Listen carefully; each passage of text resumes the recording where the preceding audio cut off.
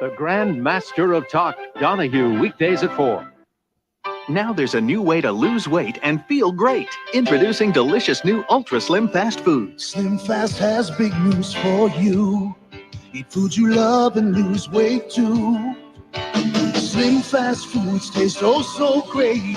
And they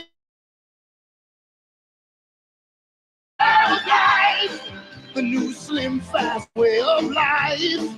Shakes, snacks, meals, and desserts. Slim Fast gives you less of the fat and calories and more vitamins, minerals, and fiber. And great taste. With the Slim Fast plan, you feel so away. It's a way of life. The new Slim Fast way of life. A shake for breakfast, another for lunch, a sensible 3-course dinner, and 3 snacks throughout the day. You're losing weight and feeling great. The new Slim Fast way of life.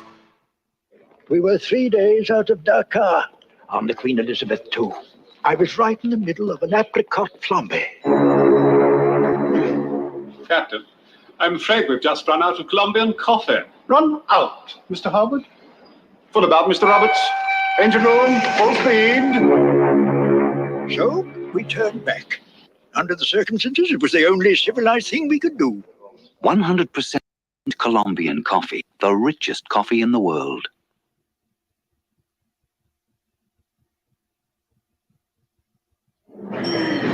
Yeah, you're home. Thank you for a lovely dinner. Aren't you going to ask me in? For coffee? Well, I do have taster's choice. Then how can I refuse? Savor the sophisticated taste of Taster's Choice. Well, Just one more cup? you said that 2 cups ago. You know how much I love your coffee. Then, by all means, take it with you.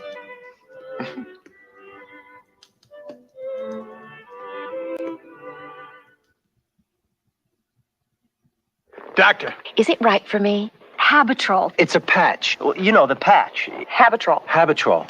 You know, Habitrol. It's a patch. It's new. Habitrol. Ask your doctor about Habitrol, nicotine transdermal system. Thanks, doctor. From Stephen King. He's out there. On the edge of your dreams. This is beyond anything I ever expected. In the corner of your eye. My intelligence has surpassed yours. In the center of your brain. Mind over matter, Dr. Angelo. God made him simple. Science made him a god. Stephen King's The Lawnmower Man. Rated R. Experience it Friday at a theater near you. Presenting some of the 2,000 body parts you can clean with Lever 2000, the deodorant soap that's better for your skin. Tender parts like your earlobe and pinky, and parts like your feet that tend to get stinky. Parts that sweat, parts that get dry, and parts that you got, and you don't know why. Because Lever 2000 has special skincare ingredients. So you can use it on pretty parts, gritty parts, even little bitty parts. Lever 2000, the deodorant soap that's better for your skin and all your 2,000 parts. Before the world discovered Indiana Jones, a young Indiana Jones discovered the world. For him, just growing up This is Miss Prentice. was the greatest adventure of all. Henry was a remarkable boy and shows every sign of growing up to be a remarkable man. Do you love me? Question is, do you love me? The press calls it spectacular, dazzling, one of the best TV shows that ever happened. Tomorrow, George Lucas presents the Young Indiana Jones Chronicles.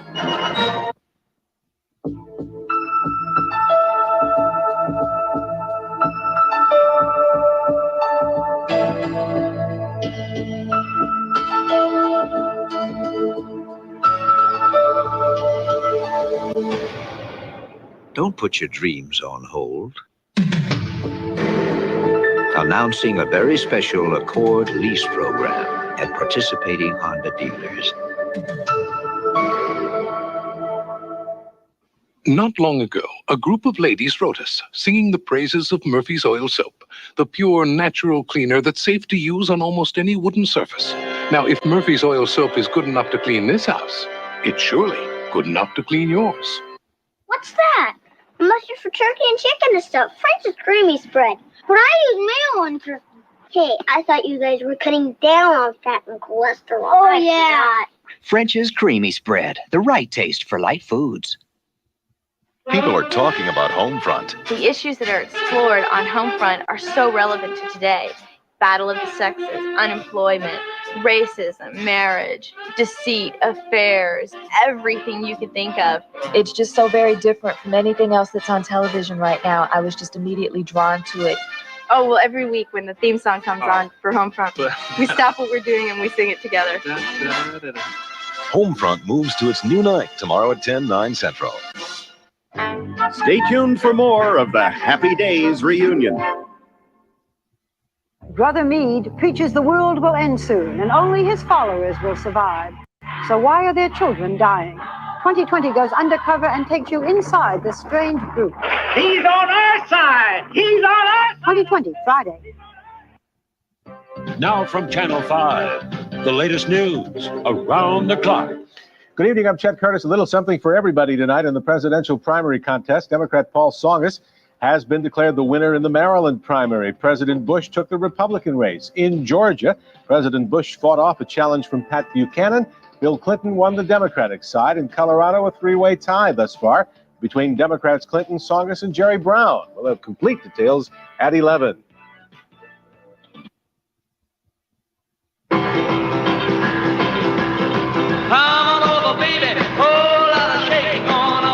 Okay, you want to know what's shaking? The Elantra, a sedan so well built and worry-free. It comes with service and maintenance free. Yes, free. In addition to the regular warranty, which makes owning anything else seem a little bit shaky, huh? The Elantra from Hyundai. Yes, Hyundai. And right now, your Hyundai dealer is really shaking things up with a $1,000 rebate on Elantra. The winner is... The winner is... In 1992, the winner is you. Because the greatest moments from the Academy Award ceremonies of the last 21 years are now on home video. How you like it so far, kids? If you're an Oscar buff, the result is irresistible. The one video you must buy this year. It's the next best thing to taking home an Oscar of your own. Relive Oscar's greatest moments on Columbia TriStar Home Video. On the next Oprah, Elizabeth Taylor talks with our studio audience.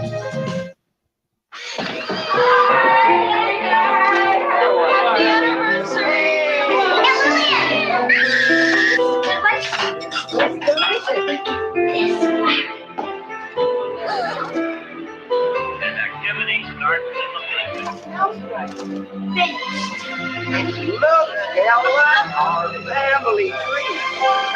When you want to say it, show it, or share it instantly, nothing works like Polaroid.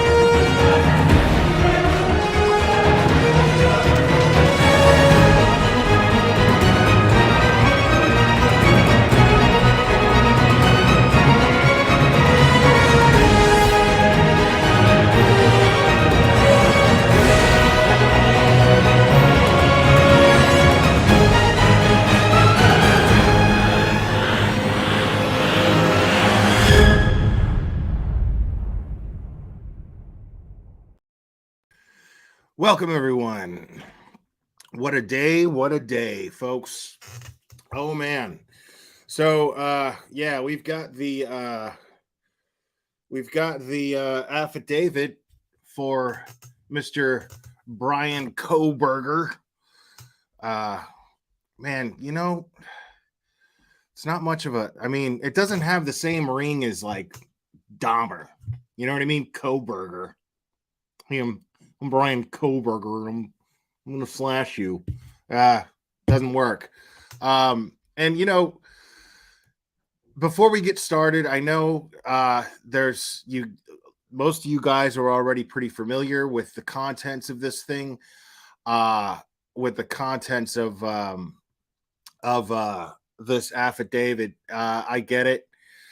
And there's a lot of mud being thrown at one of the roommates because of one of the particular details here. Before I even get started, I'm going to go ahead and let you guys know that that is going to be tolerated to no level at all. We don't know the circumstances. You don't know what that girl was going through. You don't know anything.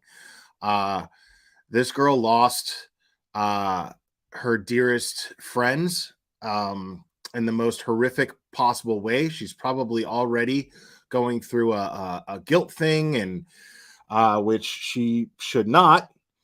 And I'm going to be very clear, mods. For those that are just that are going to be just joining, that aren't going to catch this, just time them out as a warning. Obviously, if anybody's just an obvious troll, just boot them.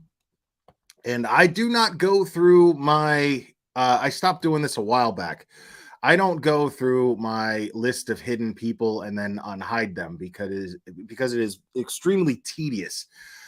So if I make that decision to boot you out of here for good, that is final. There is no coming back. So just to let you guys know, we don't do any type of victim blaming at all. And some of you might be saying, well, she's not a victim. She's absolutely a victim. And you need some self-reflection if you don't consider her to be a victim. I don't think I need to explain why she's a victim. I think I already did. So that's not going to be tolerated here. Just so you know, we don't do that here. And I'm sorry for all the delays. I had to work around Annie's chat because I'm a mod for her and she almost never goes live. And so, I wanted to make sure I watched her live as much as I could. I still had to go to the store. So I'm sorry for having to push the time back as many times as I did. I'm just glad that you guys are here.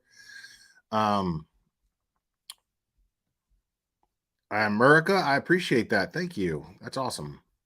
That's great. Now,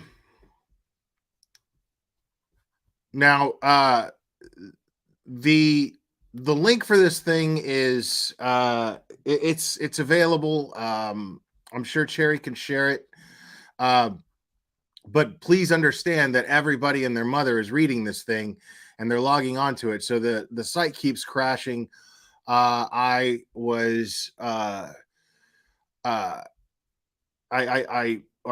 foresaw this to a certain degree and managed to download it. So we're not going to be having those problems. But this is there's a lot of revealing stuff here. And again, people, real quick. Thank you, Jet Harper. I think the general consensus was curiosity. I think that most people in here are hopefully smart enough to know that it was not her fault. You would think so. And I hope so, for sure. Let's just hope. But just so it's not, so nobody can say that I didn't say anything, it's been said. So Jet Harper, thank you for that. And guys, if I miss any of your comments or super chats or super stickers or anything like that, please understand that I won't be looking at chat. I can't look at chat while I'm reading this affidavit, so I won't be able to see chat. So I do apologize in advance for that. Don't think that I'm blowing you off or anything like that. I just won't be able to see chat.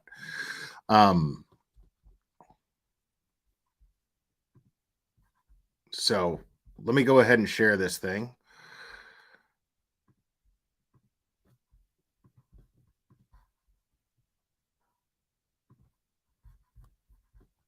All right. So this is the statement by Brett Payne. He's one of the detectives that was on scene. The below information is provided by Brett Payne, who is a duly appointed, qualified, and acting peace officer with the County of Latah, State of Idaho. Brett Payne is employed by Moscow Police Department in official capacity or position of corporal and has been a trained and qualified peace officer for approximately 4 years. CPL Corporal Payne is being assisted by members of the Idaho State Police and agents of the Federal Bureau of Investigation. On November 13th, 2022, at approximately 4 p.m., Moscow Police Department Sergeant Blaker and I responded to 1122 King Road, Moscow, Idaho, hereafter the King Road residence, to assist with scene security and processing of a crime scene associated with 4 homicides. Upon our arrival, the Idaho State Police forensic team was on scene and was preparing to begin processing the scene. MPD Officer Smith, one of the initial responding officers, sorry, I lost my place there.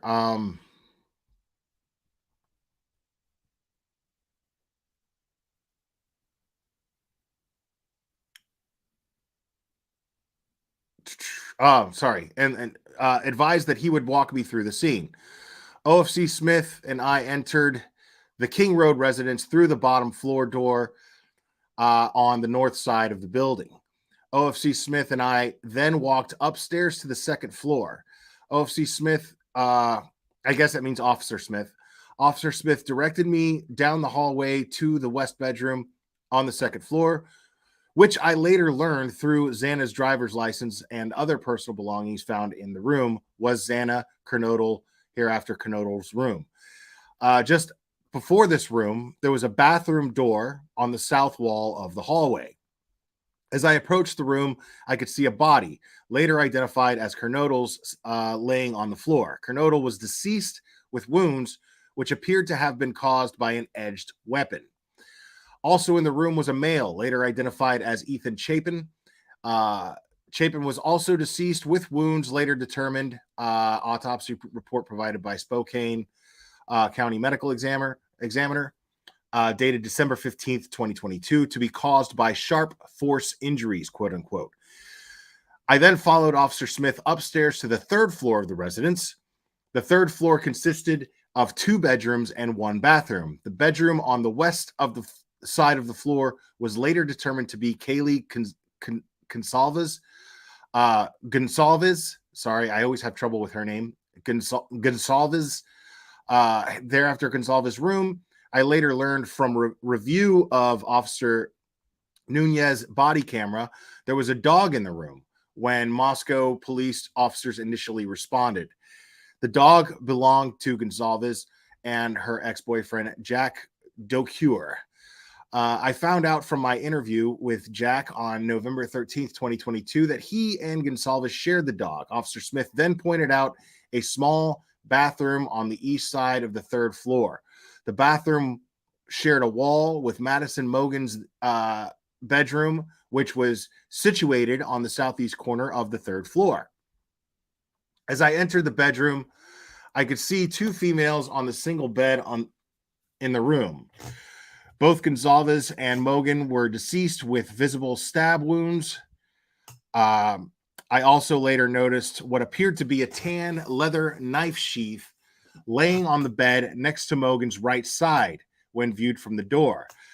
The sheath later processed and had K-Bar, U.S. Marine Corps, or USMC, and the United States Marine Corps Eagle Globe and Anchor insignia stamped on the outside of it.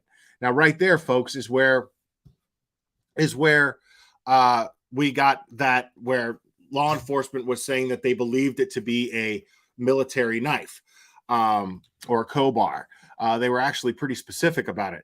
I could see exactly why they thought that was the weapon used, seeing as they found a sheath for it that straight up said U.S. Marine Corps K-Bar or K-Bar. So it's interesting when we read these things because we get a lot more insight from what law enforcement was sharing with us during their press conferences and updates. The Idaho State Lab later located a single source of male DNA left on the button snap of the knife sheath. Wow. Okay, so let's talk about that for a second, folks. Now, people, when we were sitting here wondering how strong the DNA evidence was going to be against old Bryan here, I'd say that that's pretty strong. Because is it on the murder weapon? Do they have the murder weapon? And is it on the murder weapon? As far as they know, no. But it doesn't matter because it is on the sheath that the murder weapon was clearly found in. Obviously, now that's pretty circumstantial, okay? But if the sheath doesn't belong to anybody in the house, and his DNA is found on the button snap. Now, people, I gotta say, here we are. We're talking about this dude who's a graduate student. He's studying criminology, right? I am of the opinion, I'm still of the opinion that this gentleman, I use that term very loosely, this scholar, I also use that term very loosely. You know, you'd think, now I do believe, like I was saying, I do believe that he was studying criminology to become a law enforcement officer. I think that he had all the want and drive to be a killer, whether it be a serial killer or not, we'll never know. But unless he confesses this in some way, shape, or form at some point. But he definitely wanted to be a killer, and he definitely took criminology in hopes to get good at it based on the questionnaire, that very bizarre questionnaire that he issued other students. So it's pretty obvious that this dude had an agenda, right? But how is it that you're as smart as you are and you're working on a PhD in criminology, right? I mean, you had to study past cases. I mean, I would think in 101, you were studying past cases, how they caught these people. You were educated on DNA and how DNA works. And this dude did not have the foresight to wear gloves when he handled this sheath and this weapon. Now maybe he did when he handled the weapon, but I mean, dude, like, you're gonna wear gloves and a mask during the crime, but you're not gonna wear gloves when you're, I mean, even like low-level mobsters know better. Even low-level mobsters will wear gloves when loading a gun, because the shells have fingerprints that you could pick up off of them, or DNA, right? So even low-level mobsters know better. You know what I mean? So I'm like thinking, like, what, dude, when did you like roll into stupid land? Like, you're this really smart guy and you didn't have the foresight to simply wipe down this thing after you put on gloves. You know, I mean, that's some really sloppy amateur hour murderer mistake, you know? The thing is you don't see serial killers like this nowadays. My theory that you don't see so many nowadays, you just see the coward mass shooters, but you don't see serial killers like slashers, like Dahmer and like Ramirez and you just don't see these types of criminals anymore because of DNA. It's just too easy to get caught. It's just too easy to leave something behind. But this Dexter wannabe douchebag who is studying criminology for the sole purpose that I believe is to simply get away with murder couldn't even do the most simplest thing, which is have the foresight to wipe down the sheath and the little metal snap that's going to leave his DNA, that's going to leave oils and secretions from his skin that can easily be tested and matched against. Unreal. So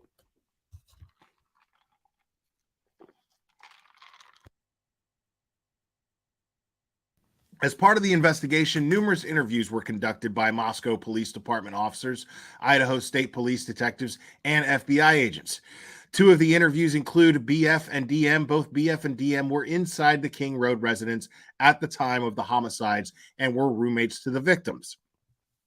BF's bedroom was located on the east side of the first floor of the King Road residence. Based on numerous interviews conducted by MPD officers, ISP detectives, and FBI agents, as well as my review of evidence, I have learned the following. On the evening of November 12th, 2022, Chapin and Kernodle were seen by BF at the Sigma Chi House on the University of Idaho campus at 735 Nez Perce Drive from approximately 9 p.m. on November 12th to 1:45 a.m. on November 13th. BF also estimated that at approximately 1:45 a.m., Chapin and Kernodle returned to the King Road residence. BF also stated that Chapin did not live in the King Road residence, but was a guest of Kernodle. Gonsalves and Mogan were at a local bar at the Corner Club at 202 North Main Street in Moscow. Gonsalves and Mogan can be seen on video footage provided by the Corner Club between 10 p.m. and November 12th and 1:30 a.m. on November 13th. Yeah, that real suspicious footage that we didn't even see. All we saw was a still of, but you know, Betty had broken that down into absolutely jack shit, turned out to be. At approximately 1:30 a.m., Gonsalves and Mogan can be seen on video at a local food vendor called the Grub Truck at 318 South Main Street in downtown Moscow. The Grub Truck live streams video from their food truck on the streaming platform Twitch, which is available for public viewing on their website. This video was captured by law enforcement. A private party, blank, redacted, reported that he provided a ride to Gonsalves and Mogan at approximately 1:56 a.m. from downtown Moscow in front of the Grub Truck to the King Road residence. Give me just 1 second here, guys. I'm trying to find something here. Not seeing it.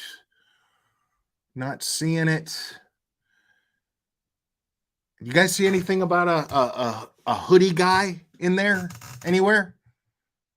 Anything about a guy in a hoodie? Maybe an ex-boyfriend? No? Nothing? I'm looking. I don't see anything about hoodie guy. Is hoodie guy? No? Oh. Guess he must have had nothing to fucking do with it, like I said in the first place. Interesting.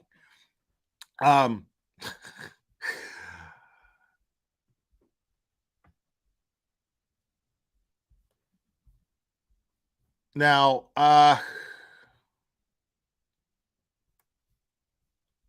DM and BF both made statements during interviews that indicated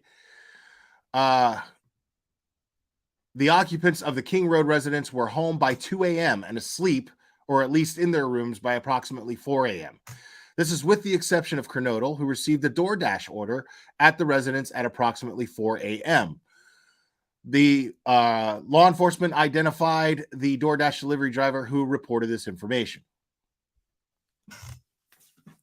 DM stated she originally went to sleep in her bedroom on the southeast side of the second floor.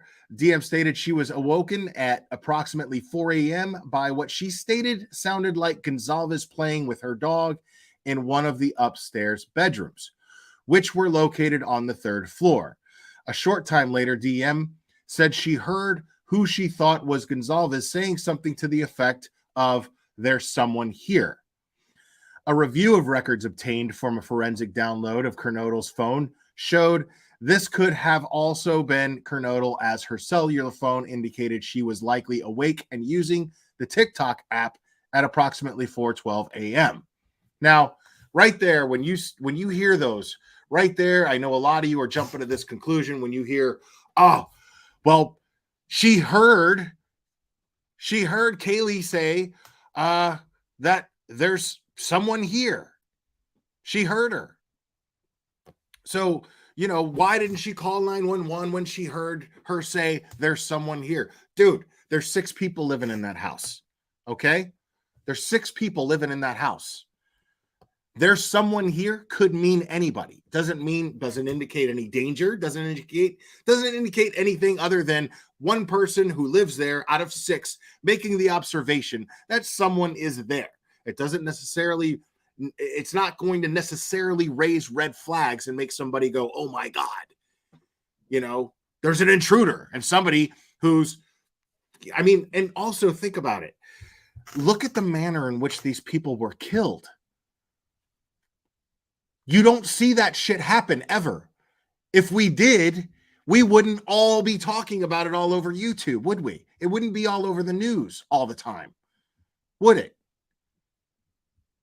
Nobody is going to foresee that happening. Like, if I'm sitting there going, oh my God, somebody is going to stab me to death for absolutely no fucking reason in my house, I'm going to go, Will, you watch too many goddamn Friday the 13th movies. You watch too many Michael Myers movies, Will. Chill the fuck out. And I'm going to blow it off and go about my business in my own house. You know what I mean? So all these people that are like, oh my God, she should have called 911 right then and there. I mean, you don't know what the circumstances were exactly. You don't know what she was thinking. You don't know what the lighting was like. You don't know what she heard, what the feeling was. You don't know anything.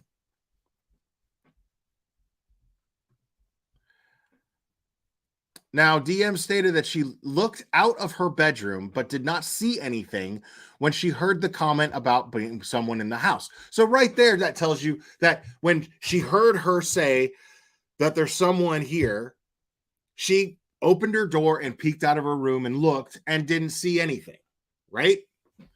So that's not, what else do you want her to do? Panic?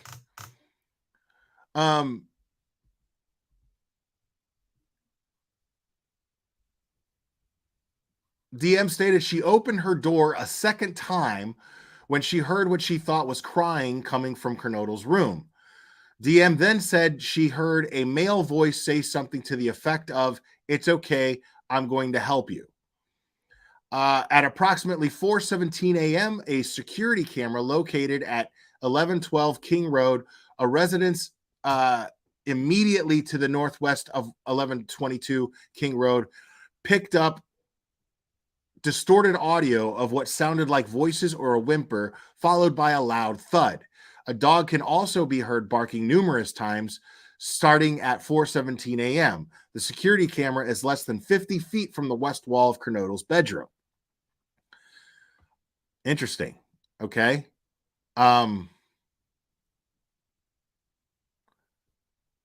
So that security camera picked up audio.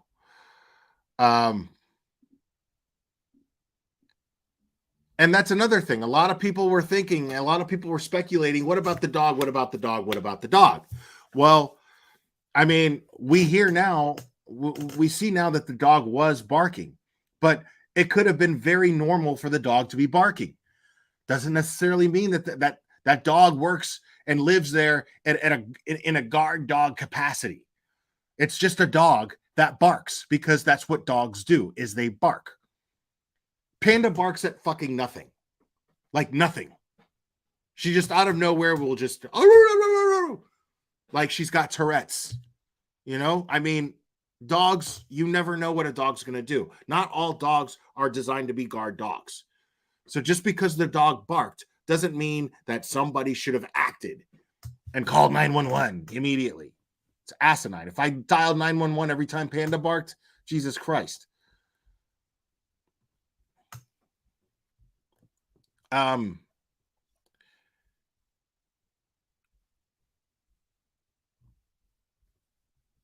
DM stated she opened her door for the third time after she heard the crying and saw a figure clad in black clothing and a mask that covered the person's mouth and nose walking towards her.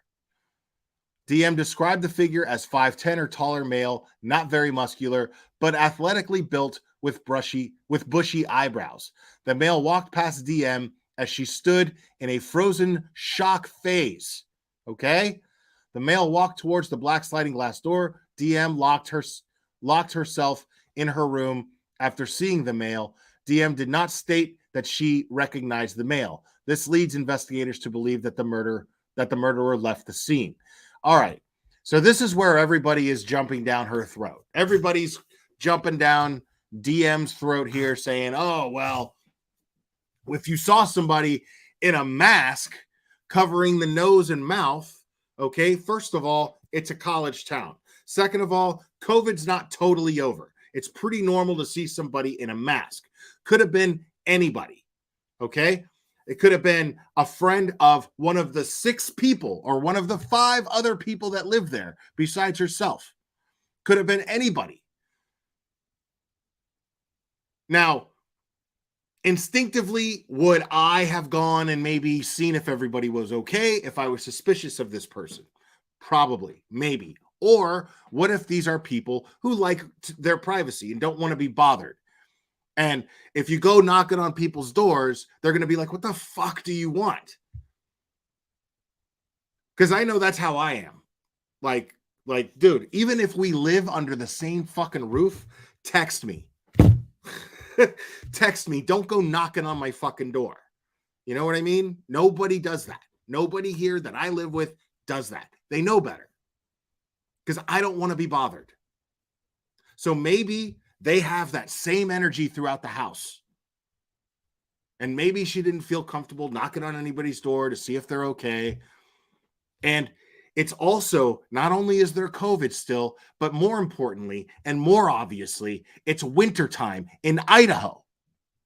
Okay? So a neck gaiter that's going to cover your nose and mouth is not necessarily, and wearing gloves, it's not going to look suspicious necessarily. That is proper attire for November in Idaho. So before I panic and call 911, when I see somebody who's just casually walking out of my house, which I share with 5 other people at a college where there are parties almost all the time, I'm not going to panic and call 911. I'm going to find every reason not to. I'm not going to jump to a conclusion. I'm going to rationalize why this person was in my house. And then if I find a rationale that's good enough for me, I'm going to go to bed and go to sleep. Because at the end of the day, it's called minding your own fucking business.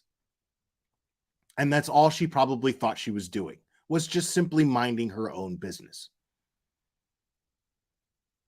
There is no blame to be placed on someone for simply minding their own business.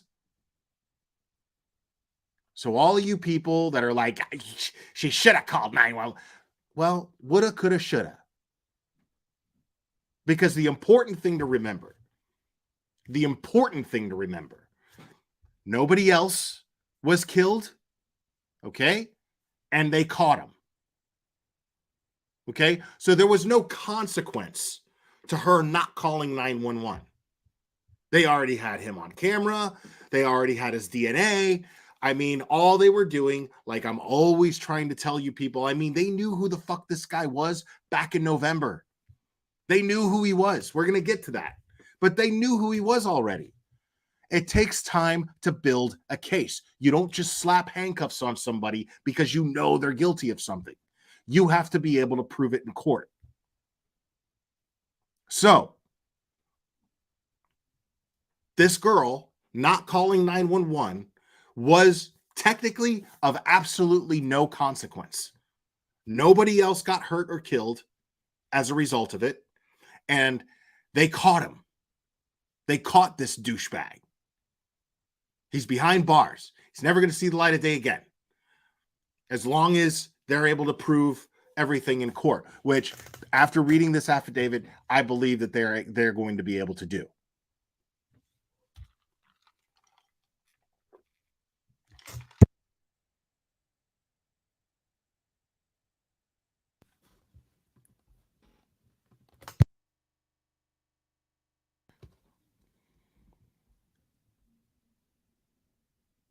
All right. Diem did not state that she recognized the male. This leads investigators to believe that the murderer left the scene. The combination of Diem's statements to law enforcement, reviews of forensic downloads of records from BF and Diem's phone, and video of a suspect's video as described below leads investigators to believe the homicides occurred between 4 a.m. and 4:25 a.m. During the processing of the crime scene, investigators found a latent shoe print. This was located during the second processing of the crime scene by the ISP forensic team by first using a presumptive blood test and then amino black, a protein stain that detects the presence of cellular material. The detected shoe print showed a diamond-shaped pattern similar to the pattern of a Vans type shoe sole just outside the door of Diem's bedroom, located on second floor. This is consistent with Diem's statement regarding the suspect's path of travel. As part of the investigation, an extensive search, commonly referred to in law enforcement as a video canvass, was conducted in the area of the King Road residence. So basically, if I had to guess what a video canvass is when they try to collect all of the video surveillance from any of the cameras that may or may not be in the area, around that area, and catch everything so that they can build a timeline and find everything that they need to find and build a timeline around that. Now, another thing, the DM roommate that is mentioned here and all of the shit that she's getting, I'm going to do the opposite. And I'm going to call her a hero, because if it not, it's going to be up to her testimony. She's going to be able to testify against this person. It's up to her. It was up to her information. A lot of the information that she shared led to his arrest. Okay. So I am personally going to choose to focus on the positive of what she's done. I will not crucify this person for reacting in a way that not every single person would react. None of you, and thank goodness for this, have ever been in a position that she was in. Therefore, you don't get to judge her for it.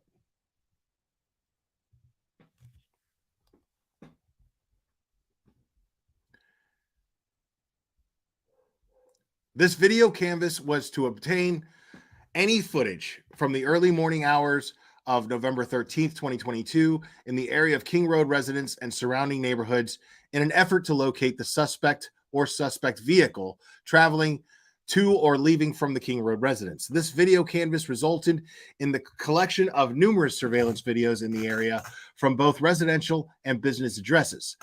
I have reviewed numerous videos that were collected and have had conversations with other MPD officers, ISP detectives, and FBI agents that are similarly reviewing footage that was obtained. Now, how many times do we have to go through this, folks? How many times do we have to go through when we say that law enforcement, we have no idea what their investigation consists of? We don't know what they know. Obviously, they didn't share that with us. Some of you are asking, share what with us? The simple fact that they conducted a video canvas. They didn't share that with us. They said that somebody came forward and called and they were like, cops weren't doing their job. I saw this shit 100 times. Somebody even in my chat mentioned it once, where they were like, well, it's not that the cops were doing their job. It's that somebody was reviewing the tapes and they noticed the car, and that's how the car happened. That's how they found out about the car. They didn't look for the car. They weren't reviewing videos. The night manager of that one convenience store reviewed a video and then turned it into the police. That may be true, but that does not mean that they were not conducting a video canvas, which is standard in a case like this. I don't understand why everyone, just because they don't share all of the information that they have, so that they don't tip off the actual killer and let them know what they know. Why can't people just accept the fact that you don't know shit? You're not privy to this. You don't know what these investigations consist of because you're not a trained investigator. And you're not entitled to the information that they obtain. Not until they say that it's okay and it's not going to interfere with their investigation. Now we have this arrest affidavit. Now we have all of this information. And I'm on what? Page 6 out of 19? I'm on page 6, people. This isn't even the discovery. All you have to do, shut the fuck up, be patient, let the cops do their job, and they're going to do their job. Every single one of you motherfuckers that act like cops aren't doing their jobs, that imply that they're not getting anything done because they're not sharing information that you're not entitled to with you. Learn, listen, look, learn. Because they obviously knew a lot.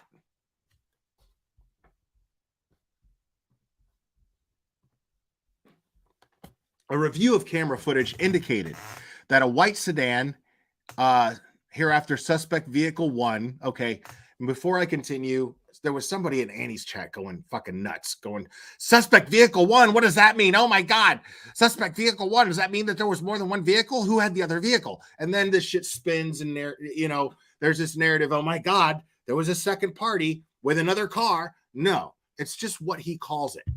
Suspect vehicle 1, it's a way to identify that piece of evidence. Because number 2 may or may not pop up. Okay? But it's just what he called it. Okay? There's no second vehicle that comes up. None of that. So just relax, calm down. Okay? It's just what he calls it for the sake of sorting evidence properly when this goes to court. So a review of camera footage indicated that a white sedan, suspect vehicle 1, was observed traveling westbound in the 700 block of Indian Hills Drive in Moscow at approximately 3:26 a.m. and westbound on Steiner Avenue at Idaho State Highway 95 in Moscow at approximately 3:28 a.m. On this video, it appeared suspect vehicle 1 was not displaying a front license plate. A review of footage from multiple videos obtained from the King Road neighborhood showed multiple sightings of suspect vehicle 1 starting at 3:29 a.m. and ending at 4:20 a.m. Okay? These sightings show suspect vehicle 1 makes an initial 3 passes by the 1122 King Road residents, by the crime scene. 3 passes. And then leave via Walenta Drive. Based off my experience as a patrol officer, this is a residential neighborhood with very limited number of vehicles that travel in the area during the early morning hours. Upon review of the video, there are only a few cars that enter and exit this area during this time frame. So basically, it's a very slow residential area, and this guy is saying that the video footage that he saw seemed very suspicious because of the low traffic that takes place and how many of of an identical car is going to be going by 3 times in that short time frame, just before and during the time frame of when this murder takes place. Suspect vehicle 1 can be seen entering the area a 4th time at approximately 4:04 a.m. It can be seen driving eastbound on King Road, stopping and turning around in front of 500 Queen Road, number 52, and then driving back westbound on King Road. When suspect vehicle 1 is in front of the King Road residence, it appeared to unsuccessfully attempt to park and turn around in the road. The vehicle then continued to the intersection of Queen Road and King Road, where it can be seen completing a 3-point turn and then driving eastbound again down Queen Road. Now, again, dude, This dude is so dumb. Like, I knew better than to behave like that if I was going to buy drugs. We got a term for that in the in the criminal underworld, people. We have a term for that type of behavior, what he's engaging in. It's called a fucking heat up. Like, dude, if I'm sitting in the car passenger seat and there's somebody driving and we're going to buy drugs and that dude is doing that in a residential neighborhood, I'm going to be like, bro, you're a fucking heat up, dude. Like, you're going to get us fucking snagged. Get us the fuck out of here right now. It's not worth it. We'll go somewhere else.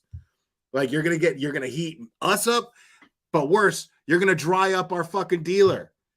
You're going to fucking jam him up, and then who are we going to buy from? And he's going to want to kill us. Like, let's go. Let's go. I mean, dude, and we're talking years ago, so it's not even an excuse that this criminology expert, this criminology student at 28 years old, right? When I'm talking about this behavior I engaged in when I was in my early 20s, like this dude didn't know any better. This dude, like, I mean, it's not like he's buying a dime bag. He's going to murder 4 people. You know what I mean? Like, don't heat yourself up like that, homie, because now it's going to show up in court. Now there's going to be a detective and a prosecutor sitting there going, okay, and what is this footage of right here? And would you say that's the same vehicle returning the 4th time and then hitting a 3-point turn to turn around?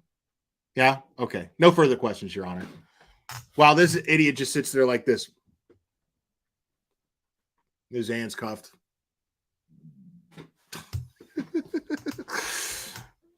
Like, dude, don't be a heat up.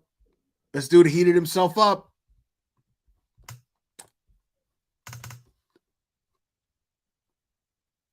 I'm trying to make sure I didn't already read this. Okay. Suspect vehicle can be seen entering the area a 4th time up at approximately 4:04 a.m. and can be seen driving eastbound on King Road, stopping and turning around in front of 500 Queen Road, number 52. I know I already read this, and then driving back westbound on King Road. When suspect vehicle 1 is in front of the King Road residence, it appeared to unsuccessfully attempt to park and turn around in the road. The vehicle then continued to the intersection of Queen Road and King Road, where it can be seen completing a 3-point turn and then driving eastbound again down Queen Road. Wow, dude, this guy's a fucking idiot. Suspect vehicle 1 is next seen departing the area of the King Road residence. So he's seen actually leaving the crime scene. Okay, he's on video leaving the crime scene at approximately 4:20 a.m. at a high rate of speed. Suspect vehicle. So it's not like he even like acted like, you know, it's not like he acted like, you know, just getting in my car, acting normal. No, dude bolted from the crime scene. Bolted from the crime scene. Like, wow, this guy's really stupid. Suspect vehicle 1 is okay. High rate of speed. Suspect vehicle 1 is next observed traveling southbound on Walenta Drive. Based on my knowledge of the area and review of camera footage in the neighborhood, that does not show suspect vehicle 1 during that time frame. I believe that suspect vehicle 1 likely exited the neighborhood at Palos River Drive and Conestoga Drive. Palos River Drive at the southern edge of Moscow and proceeds into Whitman County, Washington. Eventually, the road leads to Pullman, Washington. Pullman, Washington is approximately 10 miles from Moscow, Idaho, which is where he lives. Both Pullman and Moscow are small college towns, and people commonly travel back and forth. Oops, sorry about that. Oh, wait, that's... All right, that's hold on. I lost it. Give me 1 second, folks. I was on like page. All right.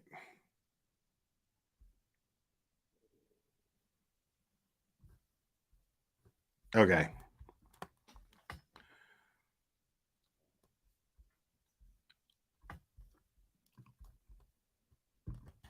All right. So,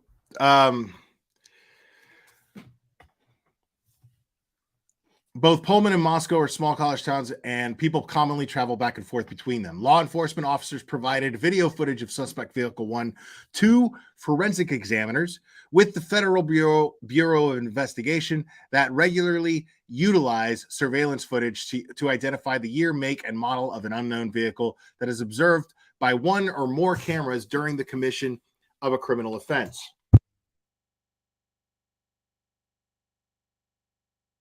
The forensic examiner has approximately 35 years law enforcement experience with 12 years in the FBI. His specific training includes identifying unique characteristics of vehicles, and he uses a database that gives visual clues of vehicles across states to identify differences between vehicles. Again, people, this is what I'm trying to tell you. When it comes to being a qualified investigator, this is the kind of shit that you need to pay attention to when it comes to wondering if the people on the job are qualified to do the job. This is a guy, okay?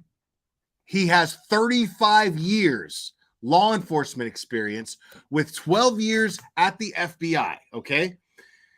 His specific training, pay attention to that. His specific training includes identifying unique characteristics of vehicles. So this is a guy whose job it is. He was specifically trained to find unique characteristics in vehicles. Think about that.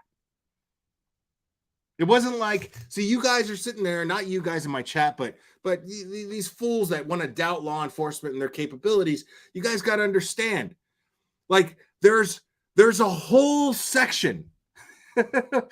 There's a whole section of law enforcement that trains agents, FBI agents, officers to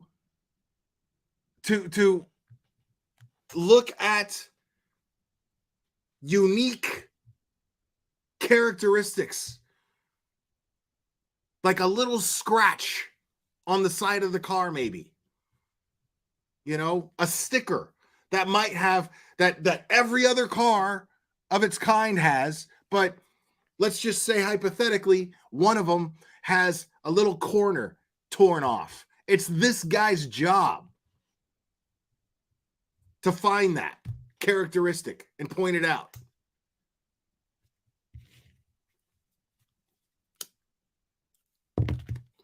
I think that's dope as fuck. Like, it's just so funny to me that people are like, oh, well, cops don't know what they're doing. What the fuck you mean cops don't know what they're doing?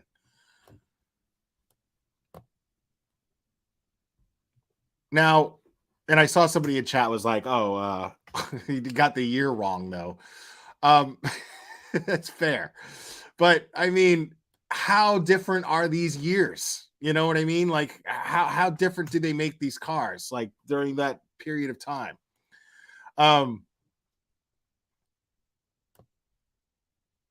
So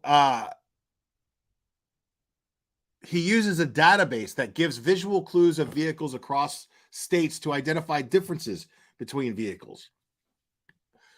After reviewing the numerous observations of suspect vehicle 1, oh God, did it again. It's my stupid MacBook mouse, which I haven't figured out yet. It was a 2011-2013 Hyundai Elantra. Upon further review, he indicated it could also be a 2011 to 2016 Hyundai Elantra. Okay, so he didn't necessarily get the year wrong, so calm down. He was like, it could be. We'll see. I mean, you got to think that's grainy-ass footage. As a result, investigators have been reviewing the information on persons in possession of a vehicle that is a 2011 to 2016 white Hyundai Elantra. Investigators were given access to video footage on the Washington State University campus located in Pullman, Washington.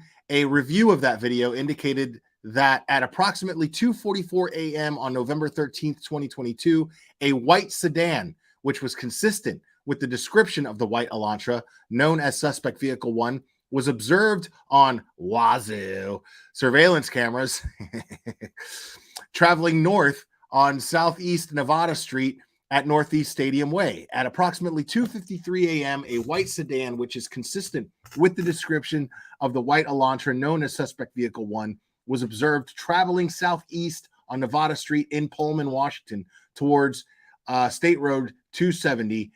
State Road 270 connects Pullman, Washington to Moscow, Idaho. This camera footage from Pullman, Washington was provided to the same FBI forensic examiner. The forensics examiner identified the vehicle observed in Pullman, Washington as being a 2014 to 2016 Hyundai Elantra.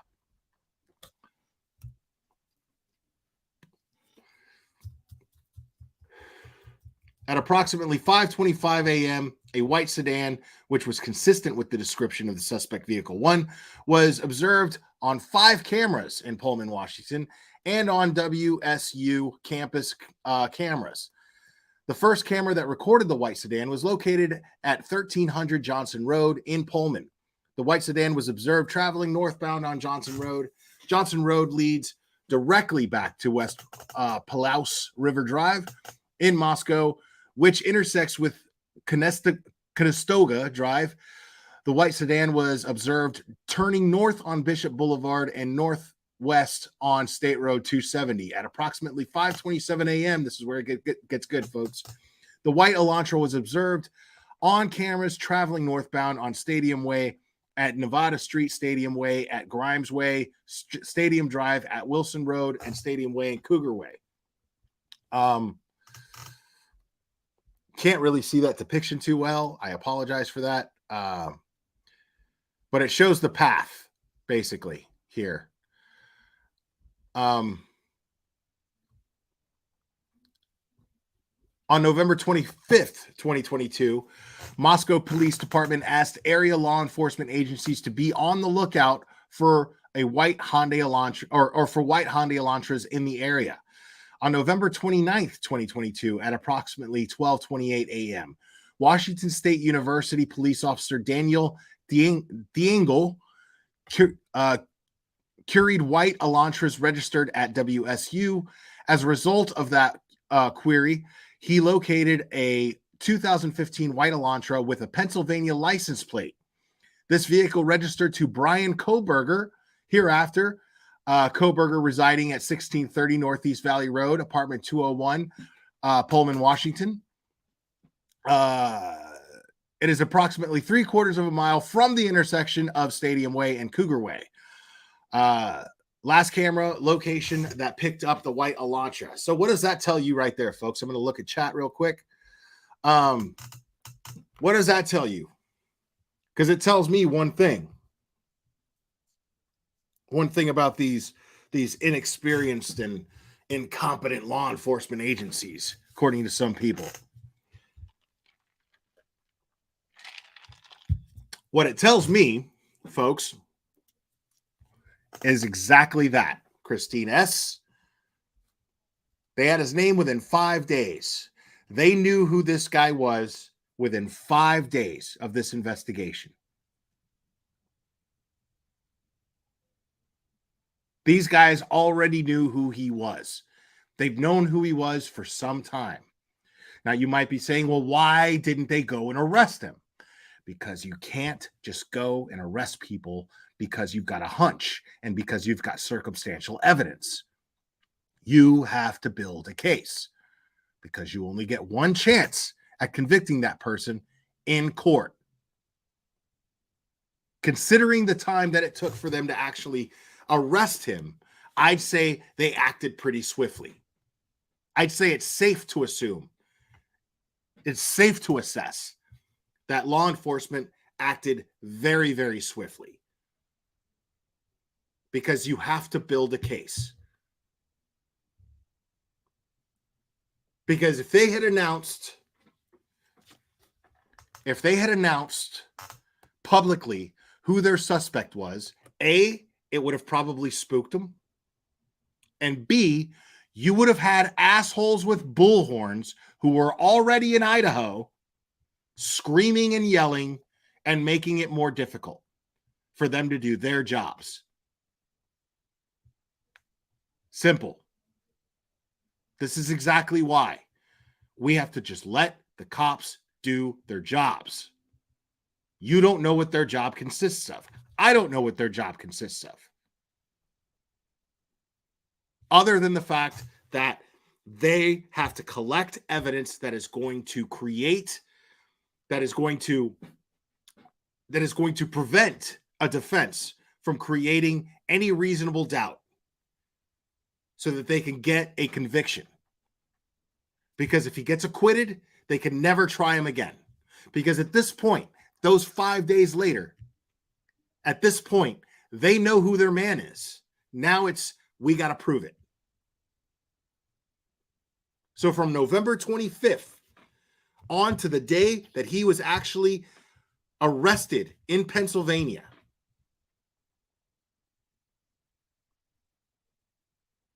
they knew who he was. From November 25th to the day that they arrested him in Pennsylvania, what they were doing was collecting proof, evidence, building a case. They're still building a case, by the way. They're going to be building a case up until he shows up to court. Okay, November 18th, sorry.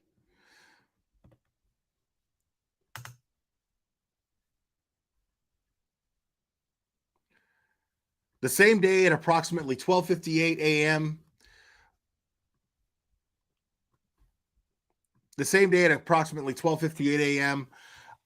Washington State University officer Curtis Whitman was looking for white Honda Elantras. I already read that, sorry. I reviewed Coburger's Washington State driver's license information and photograph. This license indicates that Kohberger is a white male with a height of 6 feet and weighs 185 pounds. Additionally, the photograph of Kohberger shows that he has bushy eyebrows. Kohberger's physical description is consistent with the description of the male DM saw inside the King Road residence on November 13th. Further investigation, including a review of Latah County Sheriff's Department Corporal Duke's body cam and reports showed that on August 21st, 2022, Bryan Kohberger was detained as part of a traffic stop that occurred in Moscow, Idaho by Corporal Duke. At the time, Kohberger, who was the sole occupant, was driving a white 2015 Honda Elantra with Pennsylvania plate. I'm not going to read the plate. No need to. Which was set to expire on November 30th, 2022. During the stop, which was recorded via law enforcement body camera, Kohberger provided his phone number. Hereafter, the blah, blah, blah, as a cellular telephone number. Investigators conducted electronic database queries and learned that the 8458 phone number is issued by AT&T. On October 14th, 2022, Bryan Kohberger was detained as part of a traffic stop by a WSU police officer. Upon review of that body cam and report of the stop, Kohberger was the sole occupant and was driving a white 2015 Honda Elantra with Pennsylvania state plate LFZ 8649. I said I wasn't going to read it, but I read it anyway. I don't care. On November 18th, 2022, according to Washington State licensing, Kohberger registered the 2015 white Elantra with Washington and later received a Washington plate. Prior to this time, the 2015 white Elantra was registered in Pennsylvania, which does not require a front license plate to be displayed.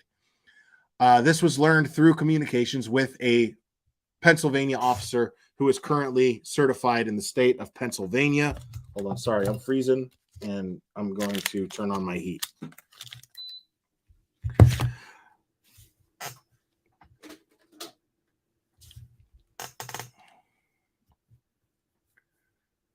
Based on my own experience and communication with Washington law enforcement, I know that Idaho and Washington require front and back license plates to be displayed. Investigators believe that Kohberger is still driving the 2015 white Elantra because his vehicle was captured on December 13th, 2022 by a license plate reader in Loma, Colorado. Kohberger's Elantra was then queried on December 15th, 2022 by law enforcement in Hancock County, Indiana.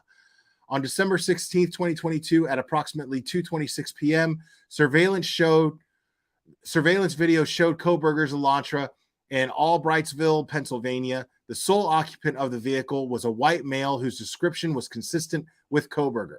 Coburger has family in Albrightsville, Pennsylvania, learned through a TLO search and locate tool database query. I'm curious about something. I'm sitting here and I'm wondering, because we just recently got those body cam footage. We just recently got that body cam footage made available to us, and they were let off with a warning. He was let off with a warning each time. I'm wondering if once they run the plates and they run the vehicle, I'm wondering if those officers were made privy to the fact that that vehicle was under investigation and that driver was under investigation, and they were probably instructed to just let him go. We're trying to catch a pattern here. We're trying to build a case. So let him go about his merry way. Let him do what he's going to do, and let's not worry about it. No sense in giving him a ticket. No sense in creating more paperwork here. But probably just wanted to let him on his way, because people are giving those officers a lot of shit. They're like, they had a killer in their grasp. Oh my God. And they let him go. They probably meant to. Now, those officers, now, Lindsay Smith, I see what you're saying. The law enforcement agencies that were charged with the task of investigating him, yes, they knew who he was and they knew to investigate him, and he was under investigation. But the law enforcement agents that actually pulled him over those times, I don't think were privy to it. That's what I'm exploring here. I'm speculating here. I'm wondering if they were made privy to it, and that's why they were let go with warnings. I mean, because we're sitting here going, man, he was clocked at 110 miles per hour, over 100 miles per hour, and they let him go with a warning. What? That would make sense to me as to why they would. Since they already had his name and they were already investigating him, it made sense to me that that's why they would let him go.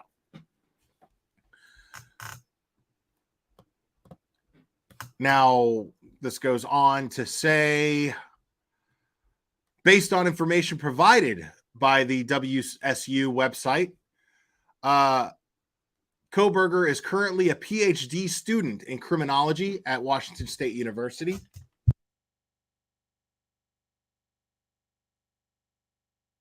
Pursuant to records provided by a member of the interview panel from Pullman Police Department, we learned that Kohberger's past education included undergraduate degrees in psychology and cloud-based forensics. I don't know what cloud-based forensics is. These records also showed Kohberger wrote an essay when he applied for an internship with the Pullman Police Department in the fall of 2022. Kohberger wrote in his essay he had interest in assisting rural law enforcement agencies with how to better collect and analyze technological data in police in public safety operations. Kohberger also posted a Reddit survey, which can be found by an open source internet search. The survey asked for participants to provide information to understand, quote, understand how emotions and psychological traits influence decision-making when committing a crime, unquote. We went over that here. As part of this investigation, law enforcement obtained search warrants to determine cellular devices that utilize cellular towers in close proximity to the King Road residence on November 13th, 2022, between 3 a.m. and 5 a.m. Now that Reddit thing, remember, I still stand by that was geared towards trying to understand how to get away with a crime, not understanding the emotions. I think that he geared those questions towards trying to figure out how to get away with the crime. But I found it weird that he was asking former criminals who clearly got caught. A query of the 8458 phone and these returns did not show the 8458 phone utilizing cellular tower resources in close proximity to the King Road residence between 3 a.m. and 5 a.m. Based on my training experience and conversations with law enforcement officers that specialize in the utilization of cellular telephone records as part of investigations, individuals can either leave their cellular telephone at a different location before committing a crime or turn their cellular telephone off prior to going to a location to commit a crime. This is done by subjects in an effort to avoid alerting law enforcement that a cellular device associated with them was in a particular area where a crime is committed. This is where it gets kind of funny, folks. I also know that on numerous occasions, subjects will surveil an area where they intend to commit a crime prior to the date of the crime. Depending on the circumstances, this could be done a few days before or several months prior to the commission of a crime. During these types of surveillance, it is possible that an individual would not leave their cellular telephone at a separate location or turn it off since they do not plan to commit the offense on that particular day. On December 23rd, 2022, I applied for and was granted a search warrant for historical phone records between November 12th, 2022 at 12 a.m. and November 14th at 12 a.m. for the 8458 phone held by the phone provider AT&T. Approximately 24 hours preceding and following the times of the homicide. On December 23rd, 2022, pursuant to that search warrant, I received records for the 8458 phone from AT&T. These records indicated that the 8458 phone is subscribed to Bryan Kohberger at an address in Albrightsville, Pennsylvania, and the account has been open since June 23rd, 2022. The records also included historical cell site location information for the 8458 phone. After receiving this information, I consulted with an FBI agent that is certified as a member of Cellular Analysis Survey Team. Members of CAS are certified with the FBI to provide expert testimony in the field of historical CSLI and are required to pass extensive training that includes both written and practical examinations prior to be certified with CAST, as well as the completion of yearly certification requirements. Additionally, the FBI CAST SA that I consulted with has over 15 years of federal law enforcement experience, which includes 6 years with the FBI. From the information provided by CAST, I was able to determine estimated locations for the 8458 phone number from November 12th, 2022 to November 13th, 2022, the time period authorized by the court. Now, this is interesting, folks. Let's talk about that for a second. You see the way that he's wording everything? Do you see that he is this officer who's writing this affidavit? What he's doing is he's thinking on the level of a court document. He's using this. He wants this to be abundantly clear so that this is used in court and that the jury understands that the people that have analyzed this information are not only qualified through their years of experience, which he specifies here, but they're qualified in their years of experience to be able to make these analyses, and as well as they are experienced in testifying in similar cases. And so right there, this guy is already doing his due diligence and convincing a jury of the credibility of these experts, which I think is great. I think it's really, really, really smart to do that. The foresight to have that is absolutely necessary. This is a perfect example of why everything is prelude to a trial. Everything that these people do, everything law enforcement does, is prelude to a trial, people. Very, very important to remember. Okay. This guy did not write this affidavit for your entertainment or my entertainment. Okay. It's just released because now it's public record. That's the only reason you're able to see it, because now, after the fact, after he's been arrested, after he's been extradited back to Idaho, now it's public record. Now it's made available to the public like any other case.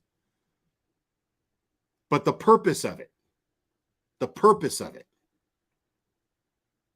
is to provide a jury of his peers the facts. And we, any one of us, if we're in Idaho or we're residents of Idaho, could be one of those peers. We have a right to see these things. But it's once it's released and once it's not going to impede on their investigation to have this information out there. But make no mistake, every single thing that law enforcement does, this being an example of that, everything that law enforcement does is prelude to a trial to get justice.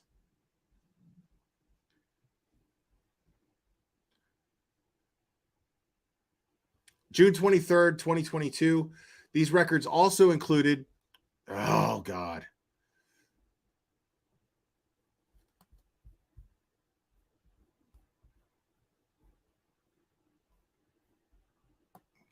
June 23rd, 2022. These records also included historical cell location information for the 8458 phone.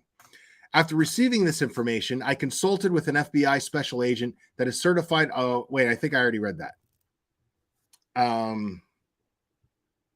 Yes, okay, I did already read that. On November 13th, 2022, at approximately 2:42 a.m., the 8458 phone was utilizing cellular resources that provide coverage to 1630 Northeast Valley Road, apartment G201, Pullman, Washington. Hereafter, the Coburger residence, at approximately 2:47 a.m., the 8458 phone utilized cellular resources that provide coverage southeast of the Coburger residence, consistent with the 8458 phone, leaving the Coburger residence and traveling south through Pullman, Washington. This is consistent with the movement of the white Elantra. At approximately 2:47 a.m., the 8458 phone stops reporting to the network, which is consistent with either the phone being in an area without cellular coverage, the connection of the network is disabled, such as putting the phone in airplane mode, or that the phone is simply turned off.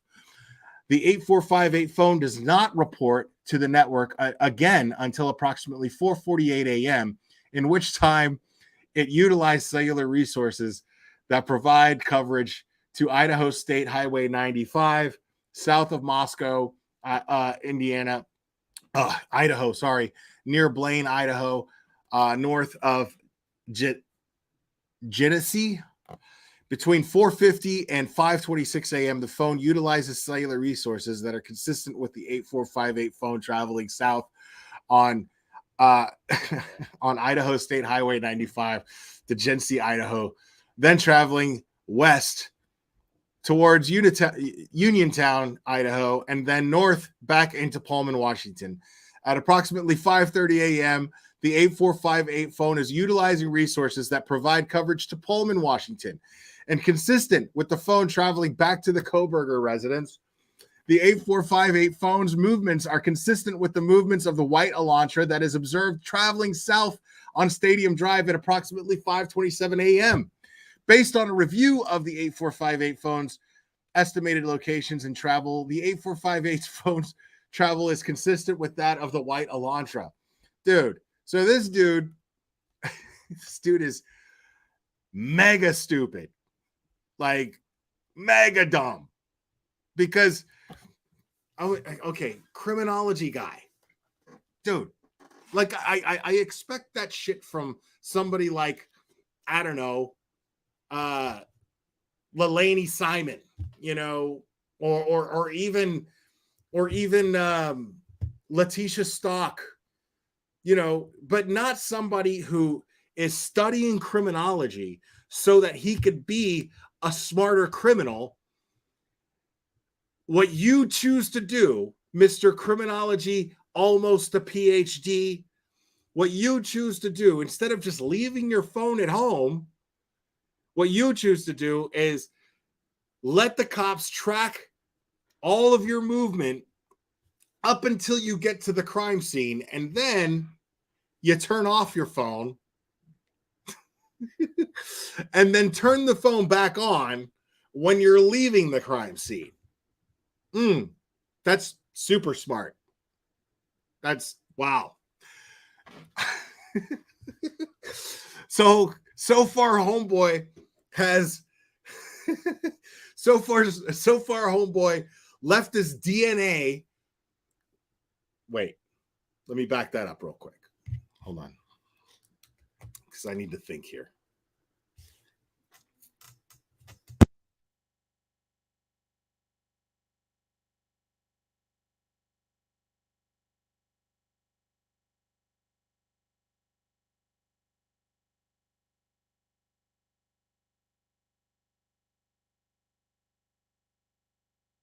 Great, my pen's not working no more.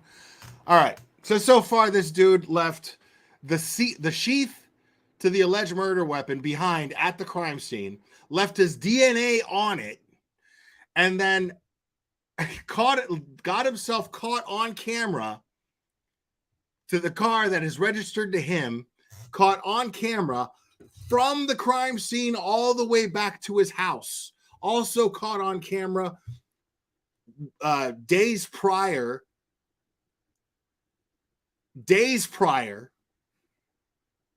basically stalking the crime scene and trying to play it out. So he actually tried to plan this, folks.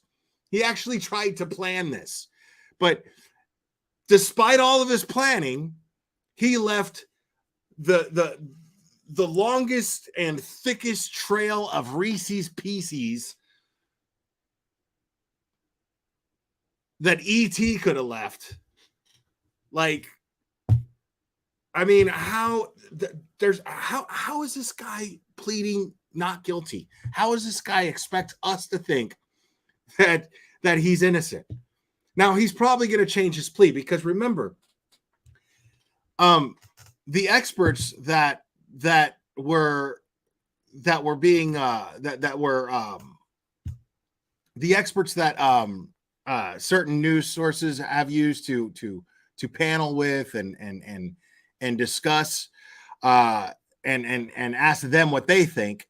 Most of them would say that they believe that he was anxious to get back to Idaho. He was anxious to be extradited back to Idaho because he wanted to know what the cops have on him. Now he knows. Hopefully, right now, he's sitting in a cell shitting himself. Right now, he's sitting in a cell shitting himself and kicking himself, because this dude just basically just created a map. He provided them with a map of evidence. I mean, technically that stuff is circumstantial, but I mean, the cell phone pings matching with the white Elantra, with the camera footage. I mean, those things matching, dude, that's a little bit more than circumstantial. I mean, that's physical evidence. I mean, you have video footage and you have the cell phone pinging. That's, I mean, and the cell phone just constantly pinging. You know, that's pretty damning, I'd say.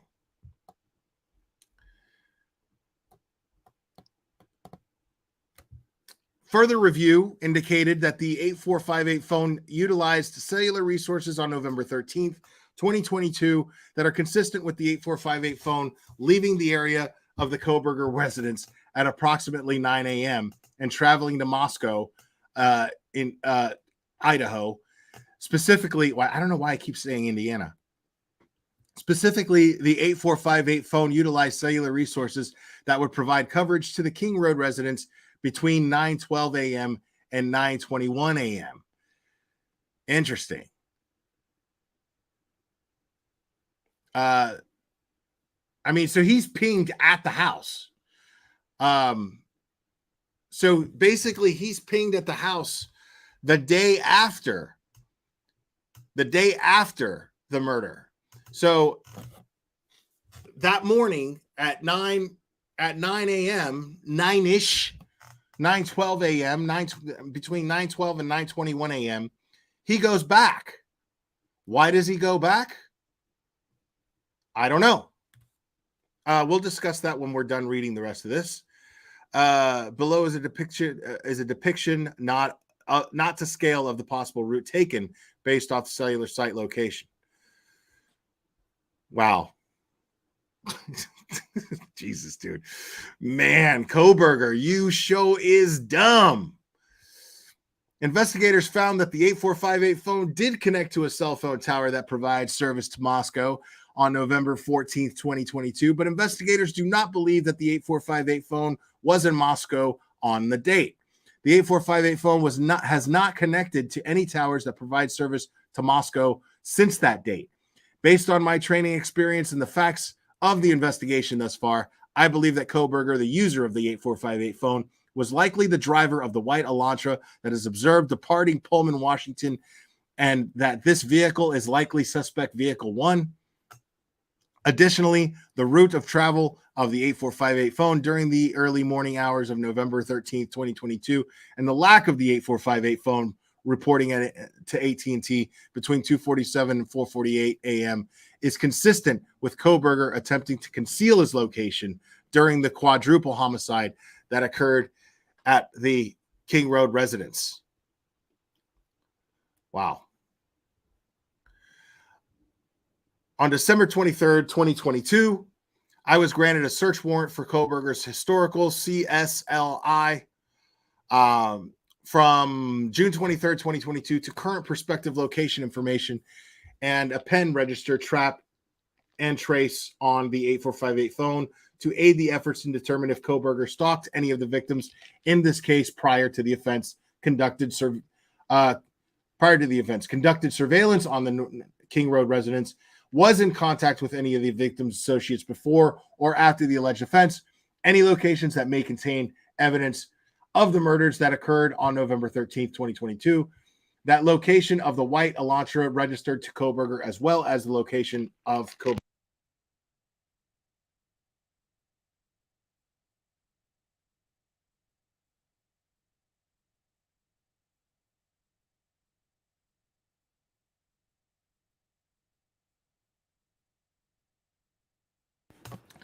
On December 23rd, 2022, pursuant to that search warrant, I received historical records for the 8458 phone from AT&T from the time the account was opened in June 2022. After consulting with CAST SA, I was able to determine estimated locations for the 8458 phone from June 2022 to present, the time period authorized by the court. The records for the 8458 phone show the 8458 phone utilizing cellular records that provide coverage to the area of the 1122 King Road on at least 12 occasions prior to November 13th, 2022. Wow. So at least 12 times that phone was pinged near the crime scene prior to the night of the crime. So on at least 12 occasions. All of these occasions, except for the one, occurred in the late evening and early morning hours of the respective days. So he was either stalking I'm of the opinion that he was either stalking and planning, or he was just mustering up the guts to do it. But they were definitely targeted, clearly targeted. So what I'm thinking is I think that some of it was actually stalking and planning, but I think that the rest of it was probably just mustering up the guts to like get in there and do it and waiting for just the right time.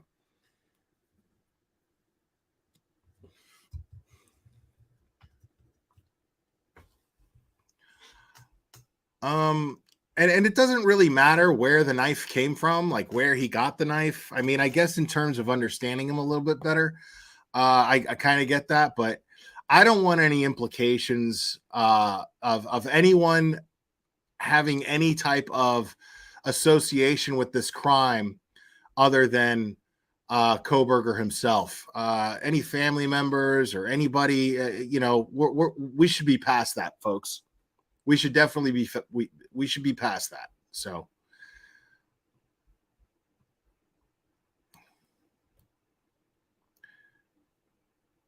one of these occasions on August 21st, 2022, the 8458 phone utilized cellular resources providing coverage to the King Road residents from approximately 10:34 p.m. to 11:35 p.m. At approximately 11:37 p.m., Coburger was stopped by Latah County Sheriff's Deputy Corporal Duke, as mentioned above. The 8458 or the 8548 phone was utilizing cellular resources consistent with the location of the traffic stop during this time. Further analysis of the cellular data provided showed the 8458 phone utilized cellular resources on November 13th, 2022, consistent with the phone traveling from Pullman, Washington to Lewiston, Idaho via U.S. Highway 195. At approximately 12:36 p.m., the 8458 phone utilized cellular resources that would provide coverage at Kate's Cup of Joe Coffee stand located at 810 Port Drive, Clarkston, Washington. Surveillance footage from the U.S. Chef store located at 820 Port Drive, Clarkston, Washington, adjacent to Kate's Cup of Joe showed a white Elantra consistent with suspect vehicle 1 drive past Kate's Cup of Joe at a time consistent with the cellular data from the 8548 phone. At approximately 12:46 p.m., the 8458 phone then utilized cellular data in the area of the Albertsons grocery store at 400 Bridge Street in Clarkston, Washington. Surveillance footage obtained from the Albertsons showed Kohberger exit the white Elantra consistent with suspect vehicle 1 at approximately 12:49 p.m. Interior surveillance cameras show Kohberger walk through the store, purchase unknown items at the checkout, and leave at approximately 1:04 p.m. Kohberger's possible path of travel is depicted below, which you can't really see. Additional analysis records for the 8458 phone indicated that between approximately 5:32 p.m. and 5:36 p.m., the 8458 phone utilized cellular resources that provide coverage to Johnson, Idaho. The 8458 phone then stops reporting the network from approximately 5:36 p.m. to 8:30 p.m. That is consistent with the 8458 phone being the area that the 8458 phone traveled in the hours immediately following the suspected time the homicides occurred. On December 27th, 2022, Pennsylvania agents recovered the trash from the Kohberger family residence located in Albrightsville, Pennsylvania. This is important, folks. Listen up. I'm going to read that one more time. On December 27th, 2022, Pennsylvania agents recovered the trash from the Kohberger family residence located in Albrightsville, Pennsylvania. That evidence was sent to the Idaho State Lab for testing. On December 28th, 2022, the Idaho State Lab reported that a DNA profile obtained from the trash and the DNA profile obtained from the sheath identified a male as not being excluded as the biological father of suspect profile.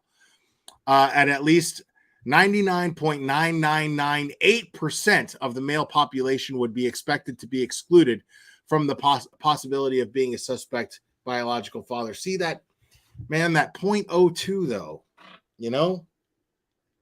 That .02. I don't know. That's like, I wonder if a defense attorney would be that desperate to be like, oh man, but that .02 though. I don't know.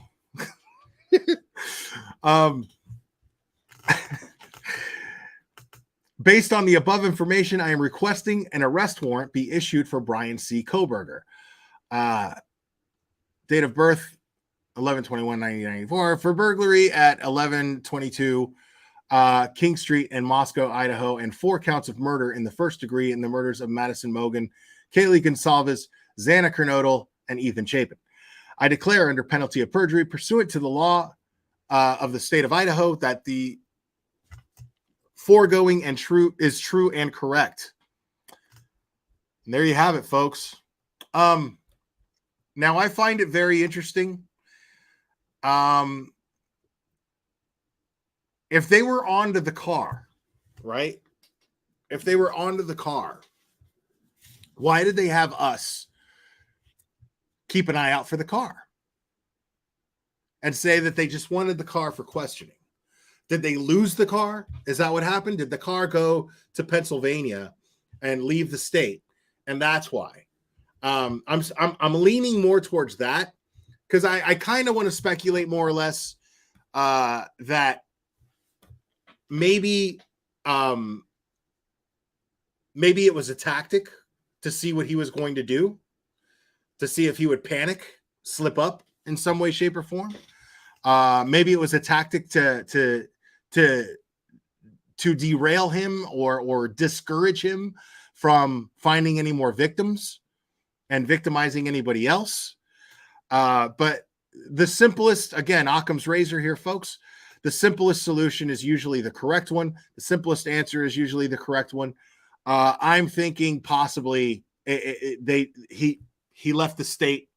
He left to go to Pennsylvania, and they lost him.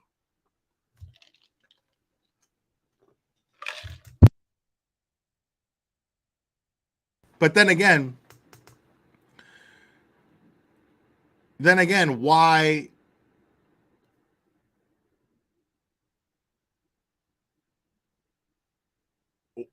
Wouldn't they be able to just track down the dad and just assume that that's where he would be?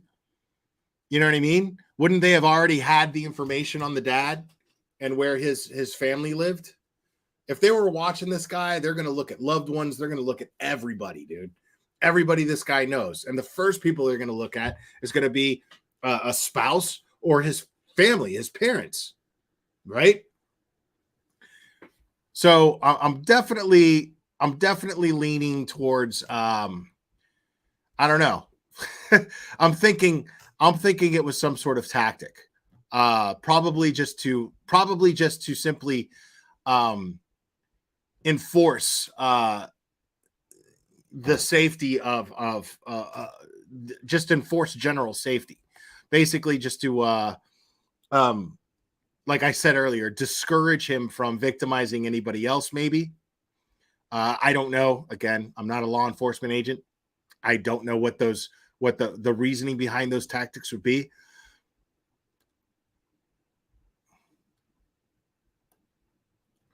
Well, right. You're saying I think they had to wait for the DNA results and use that time to collect more evidence. Sure. No, I agree with you on that, but that doesn't explain why they had us looking for the car if they were already tracking the car. They knew the car. They knew the car. They knew who it was registered to, you know?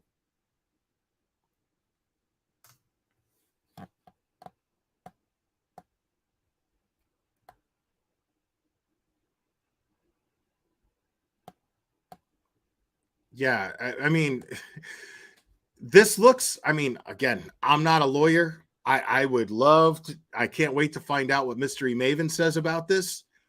I can't wait to find out, honestly. But I would love to know how an attorney, a criminal attorney, would think that this, how strong this case is going to be.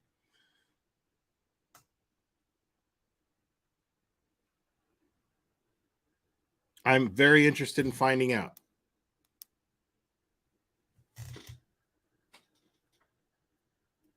So I'm really sad, man. My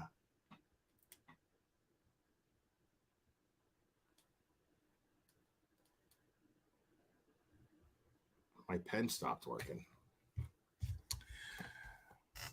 I don't know what I'm going to do now. I mean, that's the thing is we're not attorneys, Deborah Cora. I like to think that it's a super strong case, but I mean, and it seems like it's a super strong case. No, I don't think anybody was behind the traffic stops. I think that those were routine traffic stops. What I'm saying is probably not routine was them being let go.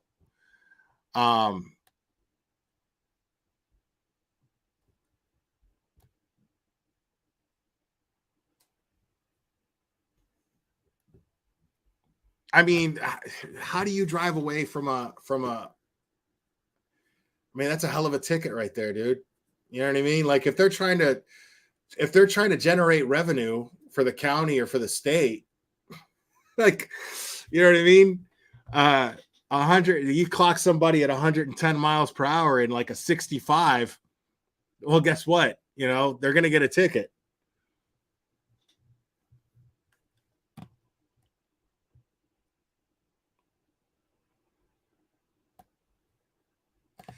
No, it's not new pens. It's my THC pen, my wax pen. It stopped working. I don't know why. I'm charging it. So yeah, I'm really bummed out because the truth is, that's all I have.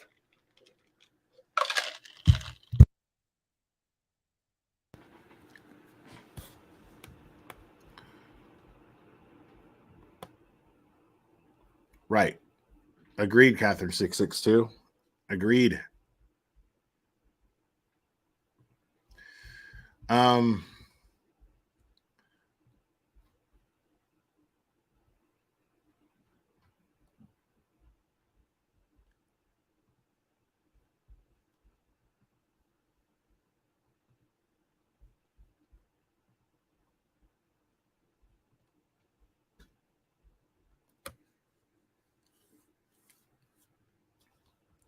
All right, so here's a little layout of the house here.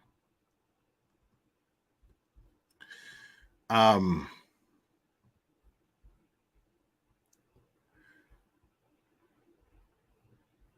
I can't tell what floor is what.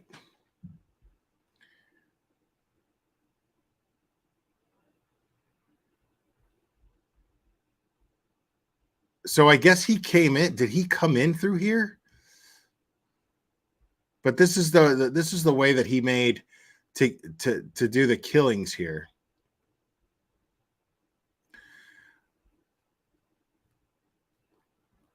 And this is really annoying. I don't like this diagram because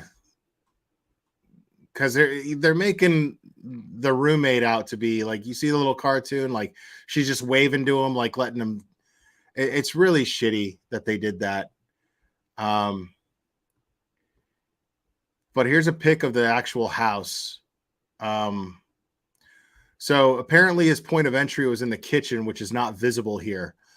And then he made his way over to made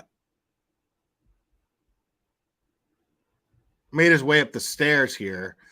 And then went to Xana's room. Or actually went to Xana's room first and then went up to Kaylee. That's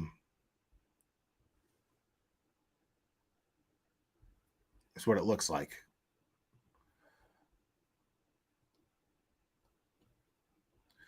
Yeah, those stick figures were super disrespectful to the victims. I thought that was really shitty. I don't know who made that, but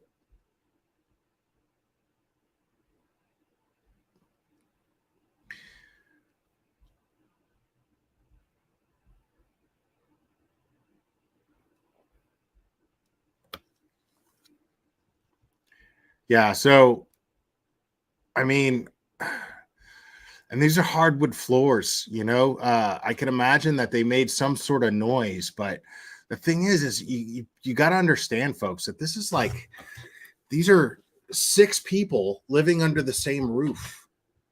6 people that live under the same roof, and they're, they're used to noise being in the house.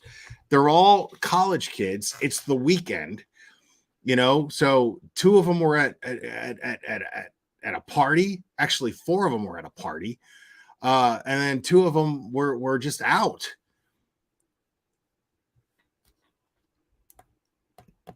And yeah, there's also the Vans prints. So far, let's do a review of the evidence, give or take, that they have. Right now, they have video. They have, starting with the sheath that's left behind at the crime scene, right? The sheath for the alleged murder weapon left behind at the crime scene.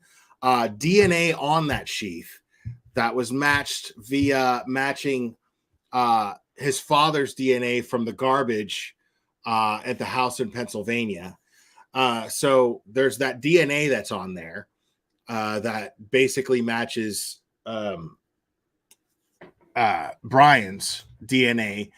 And then there's video surveillance going from the crime scene to where he lives in Washington, which is about 10 minutes, 10 miles, 10 minutes. So there's all this video footage leading him there. And then there's cell phone pings that are consistent, cell phone pings from a phone number registered to him from June of 2022. So cell phone pings on a cell phone that is in his name that match the surveillance footage of the white Elantra, right? So that's pretty damning in itself. And then there's also apparently a shoe print from what seems to be a van shoe at the crime scene. Now, we don't know if they found the shoe. You know what I mean? We don't know if that's evidence against him necessarily yet. We need to know if they have the shoe. But we haven't seen anything of that nature yet. This still doesn't tell us all the evidence that they have against him. We don't know what they found in his house in Pennsylvania. We don't know what they found in a search warrant of his apartment in Washington. We have no idea what they've actually collected as far as evidence and as a result of the search warrants that law enforcement has executed. And yes, Kimmy 71, thank you. Also, the 12 times that his phone pinged at the crime scene prior to the crime. So I mean, that also gears towards motive. Apparently, this guy just wanted to kill people. It's what it looks like. And I hate to gloat, but I called it. I absolutely called it. So yeah, this is one example where it just pays to, I don't care about being right or wrong about these things. But I do care. Well, I care about being wrong if I'm going to start pointing fingers at innocent people, which a lot of that has taken place here. I care a lot about that, which is why I won't do it. And here we go with just using some common sense and using just using the evidence that's been made available to the public and what law enforcement has shared with us. Just using that information,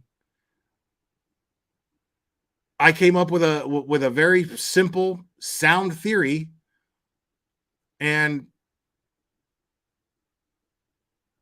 look, I love having stoners in my chat. I will try that. Thank you.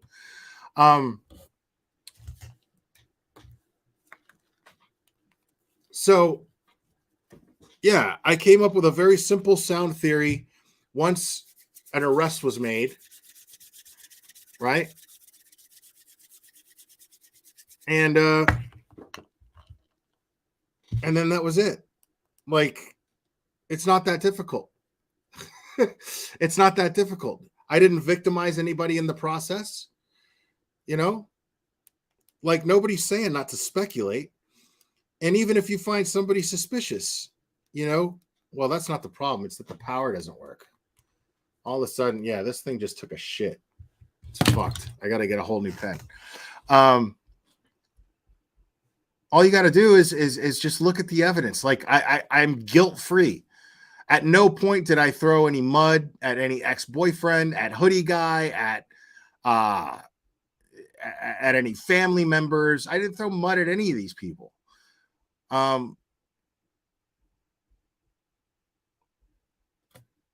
So, I mean, what are you going to do? Well, it's a really, really simple, easy thing to do. Fuck this thing.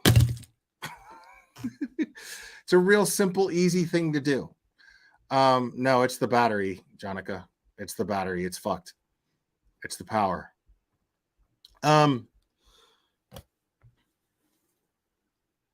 Like you're not going to get, at the end of the day, you're not going to look smart, you know. You're just going to look like an asshole who threw a bunch of accusations at innocent people. It's really like I don't understand what the urgency is, you know. I don't understand what the urgency is when you decide to just, oh my God, I'm gonna sleuth this and I'm gonna figure it out. Look at the boyfriend. Look at the post that the boyfriend made. That's so suspicious, and it turns out to not be suspicious at all. None of it turns out to be suspicious. These are just grieving people.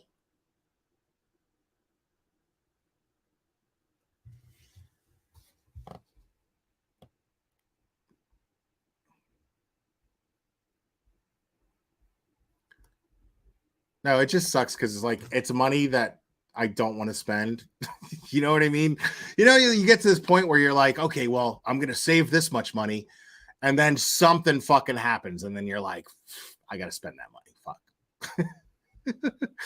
It's just, it's not a big deal. It's whatever. Shit just happens, you know? Like it's one of those things that seems really arbitrary to get upset about.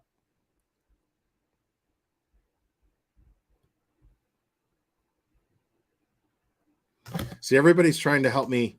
I'm telling you, it's the battery. Like it's charged all the way. It's green once it's charged. But I'll humor you guys.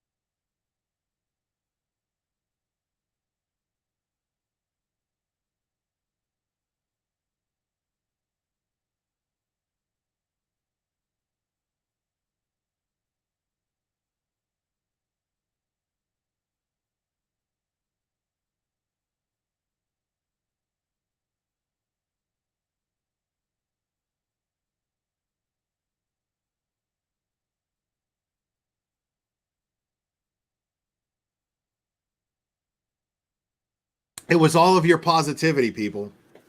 I love it. It was all of your positive vibes being sent my way, man. See, that shit's amazing. See, those grifter channels, man. Those grifter channels, they might get a shit ton of super chats, but they don't have that positive energy that I get from my chat, dude. I'll take that shit any day. It's fantastic.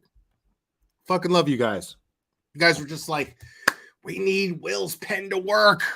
That thing was fucked. It was not working at all. And then all of a sudden it was just like started coughing itself, talking about, oh, come on. I'm going, come on. It totally worked. You guys are amazing.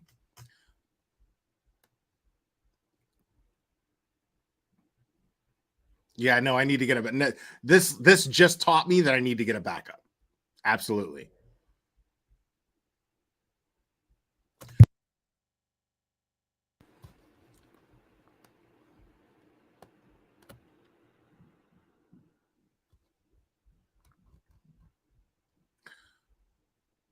You guys want to see what else is going on YouTube? I mean, I don't have to sign off just yet. I mean, I could. It's been 2 hours. I could close this at the 2 hour mark.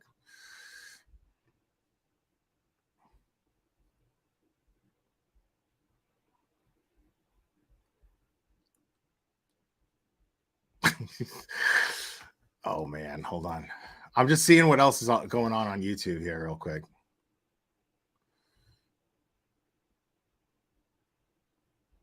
Okay, this should be good. All right, you guys ready to get petty? Let's get petty. Petty as fuck.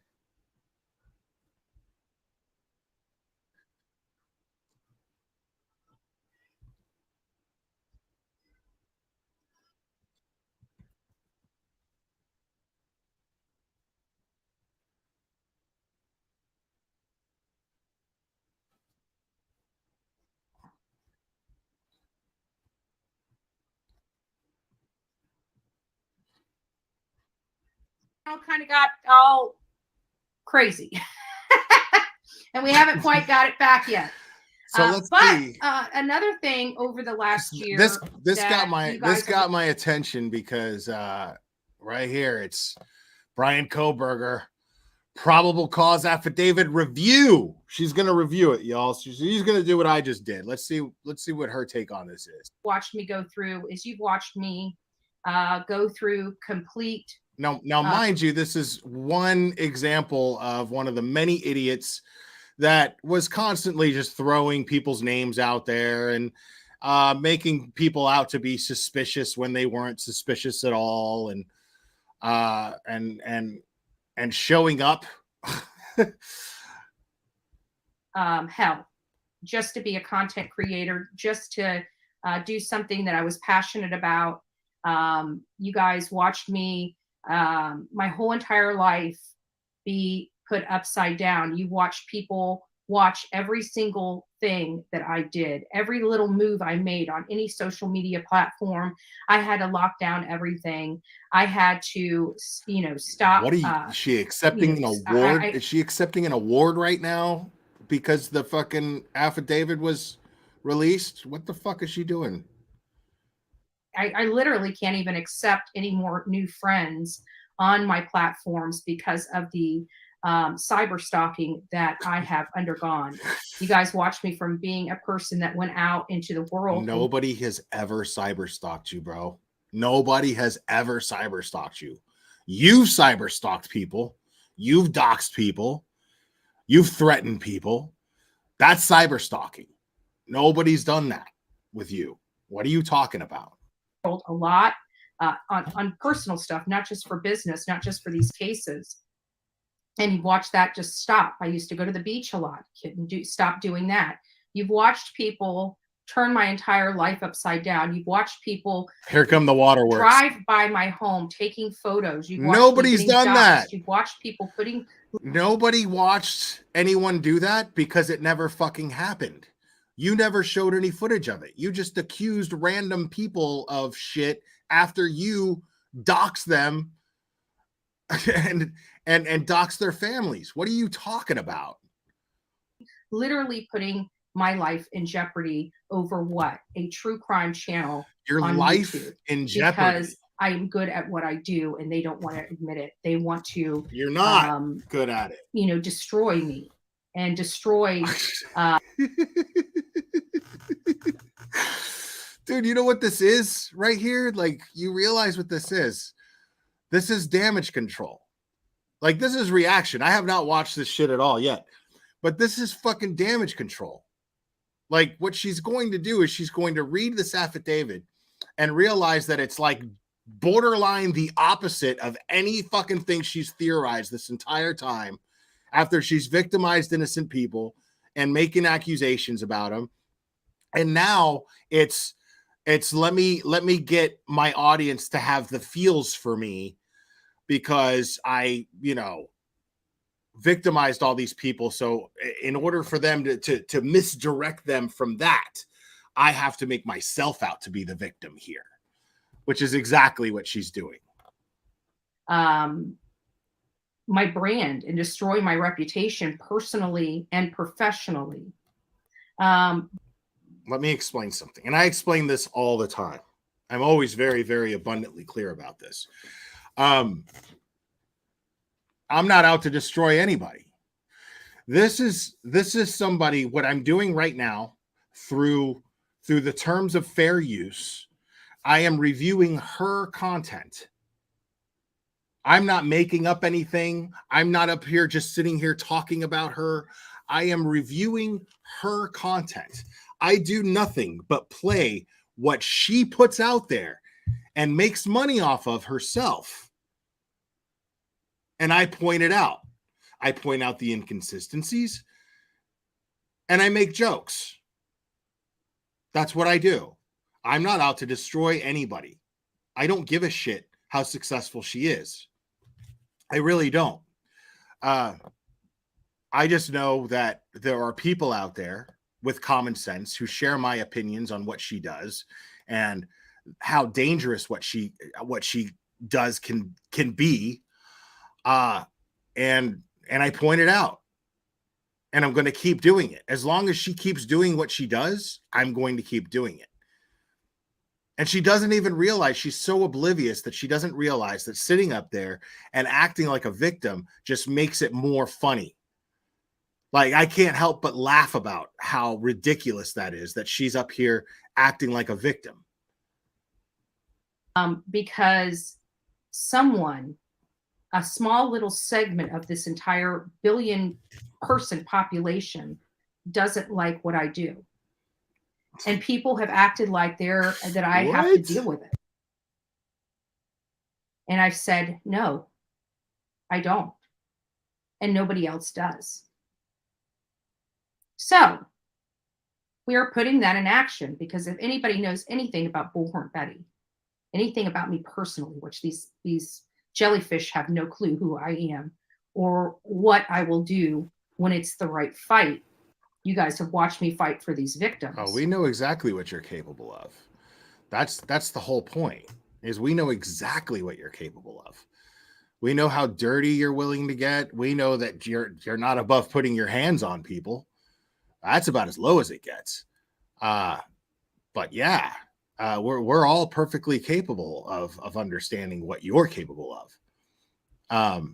That's what makes this so humorous, is you prove our point by sitting up here and threatening live stream after live stream after live stream, threatening people who merely point out who you show us that you are. I forget every now and again, I'm a victim of myself, not to the tragedy of the victims we cover, but what I have been put through this last year. And in an effort to regain my life, in an effort for others out there to regain their life, I'm now putting action behind this. And it starts at home. Why does she look like that right now? Why is she's speaking so monotone and her eyes are practically shut?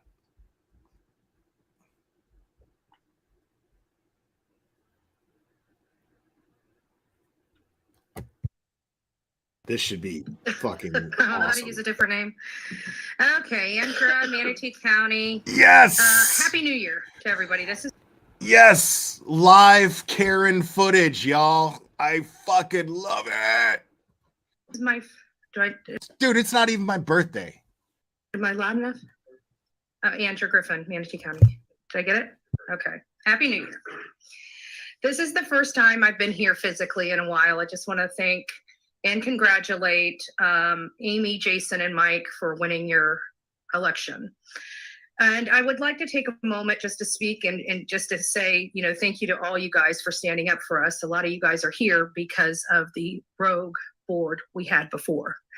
Board. Just want to thank you for that. As far as the legislation or the legislative priorities for this county, I do agree that we need to look at lobbyists. 1998 or look at how pleased she is with herself, like watching herself. Look at that. Like she's I mean, this is killing me right now. This is the fucking greatest shit I've ever seen in my life, bro. Crazy. Yes, our needs have definitely changed. But there's a couple things that aren't on your priorities. And I'm going to be meeting with you guys this year on cyber stalking. They're all like, fuck, God damn There's it. been a lot that has gone on this last year with me personally. Yes. And I'm not going to go into it because I know this is specific for. Please, dear sweet baby Jesus, have these people like look into this. Please, Lord. Please, sweet dear baby Jesus, have this committee somehow look into the people that have been reviewing her channel. Oh my God. Like, do I get Christmas early? Like right after Christmas and then like a year almost before Christmas? Do I get like 2 Christmases? Is that gonna fucking happen? Like, that is insane. Please let that be a thing. Oh, please, God. For the agenda items. But this is definitely a personal item for me, and I will be addressing with you guys, each and every one of you, the need I love the for tears. tougher laws for adults. I love the tears. And with that, congratulations. We'll see you at 1:30. God bless. Thank you, ma'am. Is What? there anyone else who... So, What? That's it? as I said,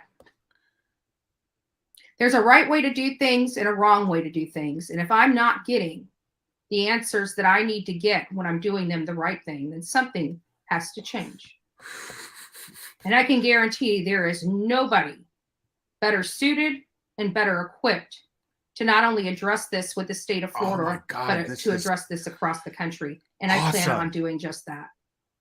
From here moving forward, I also wanted to say that this is not my only legislative priority. I'm going to take you to my email that was sent to all my county commissioners, including my state representative that goes to the U.S. Congress, but all of my state representatives that also handle the state Congress here in Florida. Okay. And we're going to just prediction right now. Prediction. What's going to end up happening is she's going to get to stand on the floor. She's going to stand on the floor. She's going to present this whole makeshift Oscar speech, right? And then when she's waiting for a response, somebody's going to go, is there anything anybody would like to touch on? Is there any more business to bring to the floor? No? Okay. We'll take this up next meeting, blah, blah, blah. And it never gets discussed. It's my prediction. Nothing happens. Absolutely nothing. She talks, they listen because she has the right to talk and be heard, and she abuses that, and then they just sit there and wait for her to shut the fuck up and be done, and they move on to things that actually matter. to discuss those very. Hold on a second. Apparently, it's entirely too large. Okay, now I can open it up. And I wanted you guys to see exactly what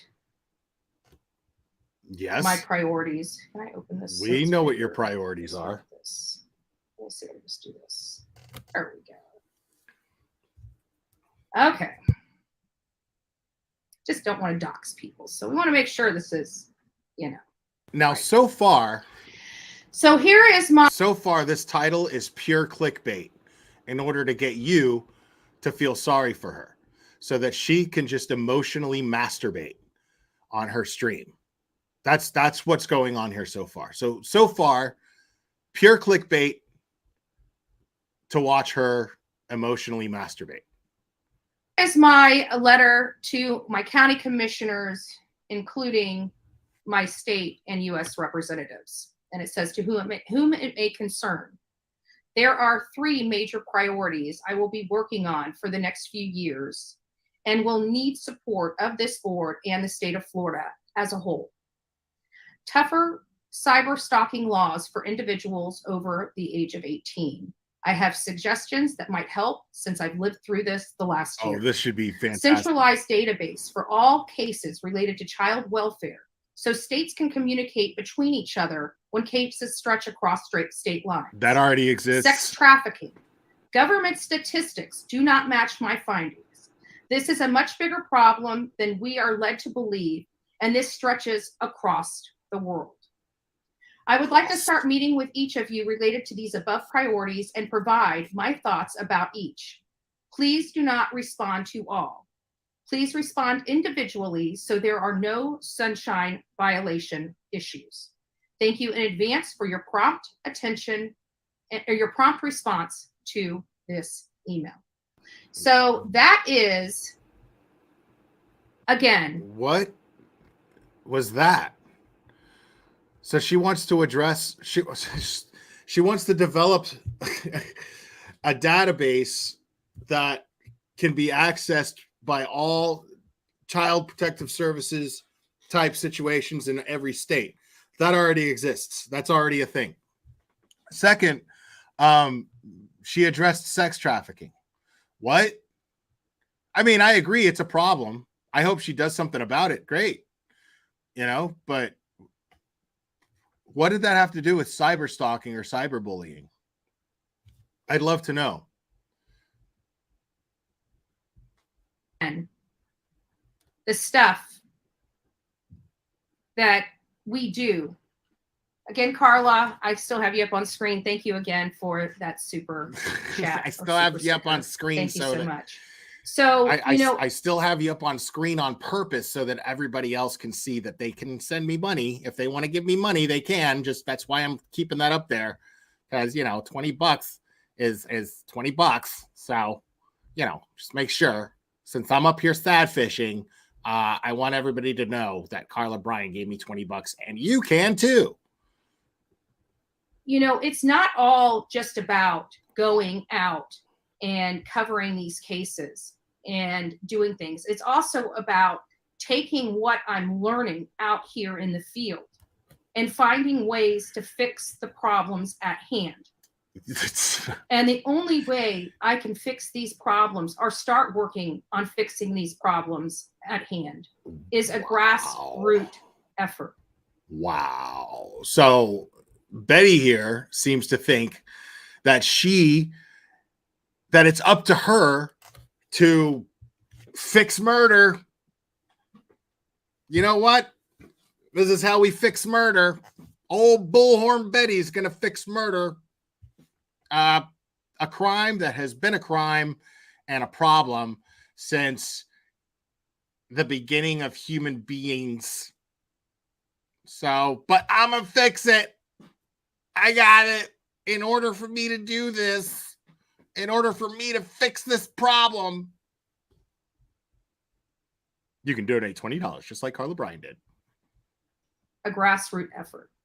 We have 401 people in this chat room right now, and there are 401 people that can go out into their community and be pushing these legislative priorities. Anybody that watches this on the replay, this might be an opportunity for you to start writing that same letter. And if you would like, if you're interested in it, I'm happy to write something, leave some blinks in there so you guys can download the form letter. I don't want you writing and make it your own. I don't want you writing my legislation. I don't give a shit what side you're on. I don't want you writing for me. And start emailing that out to your county, your county commissioners, your city council, your state and federal representatives. This is something that we all agree needs to happen. We're watching this unfold each and every day about this the alphabet soup of child welfare, and no one's really doing anything about it. Well, I am. I'm trying. But this is much bigger. This is a huge feat. This is something that's going to take, like the centralized database. If we start now, it's already there. Start now on pushing this through and getting our, it doesn't matter what side of the aisle we're on. I could care less. This is much bigger than our political petty nonsense. This is something we can all agree on. This is a bipartisan, you know, suggestion. You know, we need a centralized database for our children. Our children are most vulnerable. I'm sorry, we all bleed red and we all have hearts and we're all human at the end of the day, the last time I checked. And the last time I checked, we care about our children in this country. So we need help. It's not going to fix itself. We've left it to the government to try to fix for how many decades? It's not working. It's not working. Let's have a conversation about that. So I will start working on that. Okay. You guys can do, if this is something that you guys can agree with and you want to do this, if you live in the United States of America, it doesn't matter where you send this. It doesn't matter what county, what city, what state representative you send it. Anybody matters. Anybody in politics matters, because it's going to take a whole lot of them to put something like this together and push something like this through. This is something that we've been talking about for a year. Okay. Okay, Betty. Let me show you something.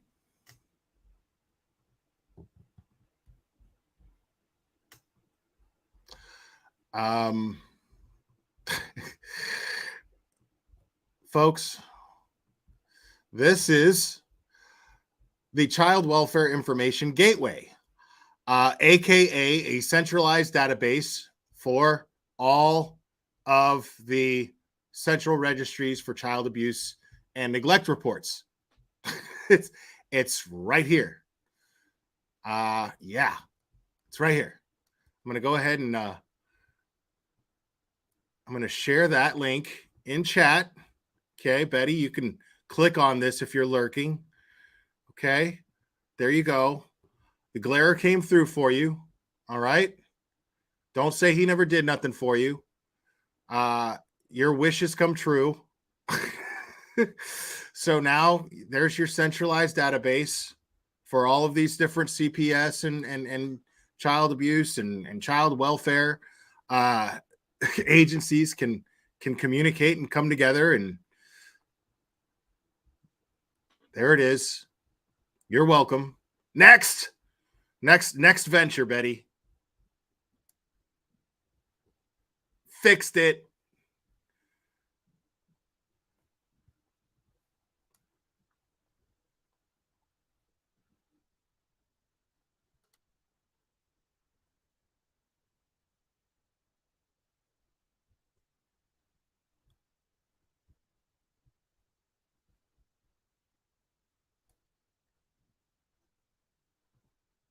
'23 and the goals that are being set here on the Since Bullhorn that's Betty taken channel, care and me of, personally, let's move channel, on. I just thought, a hard fight, but I am prepared for it.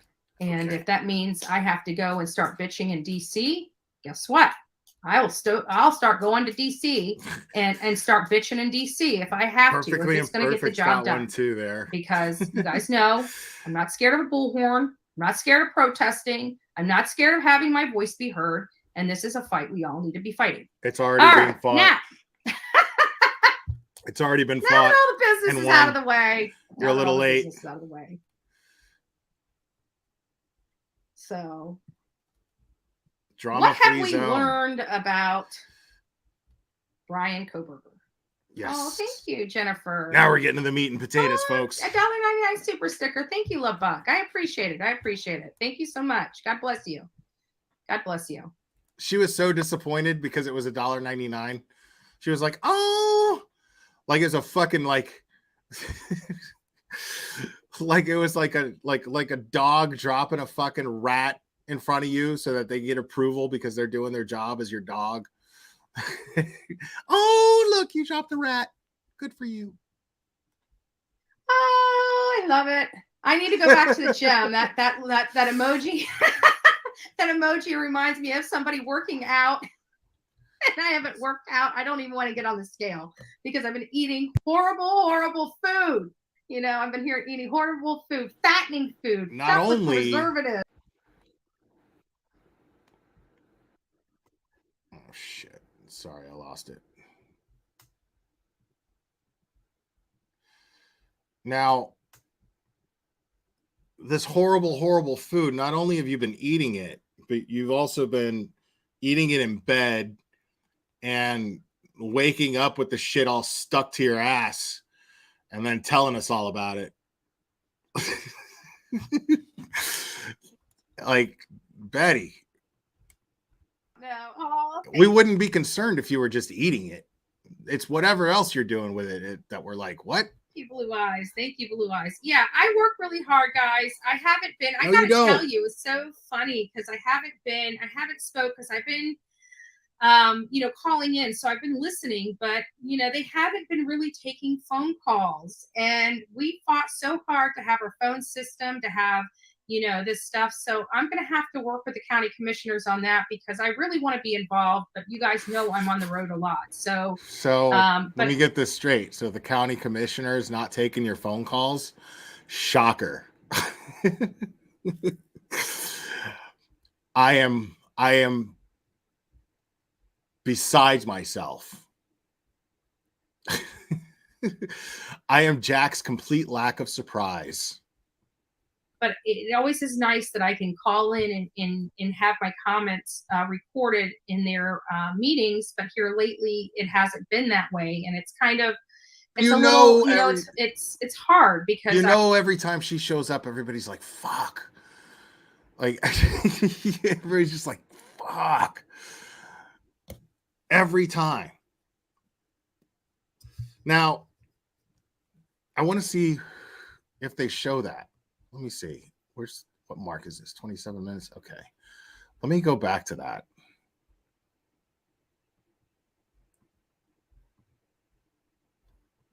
Like there that I have to deal with. I don't.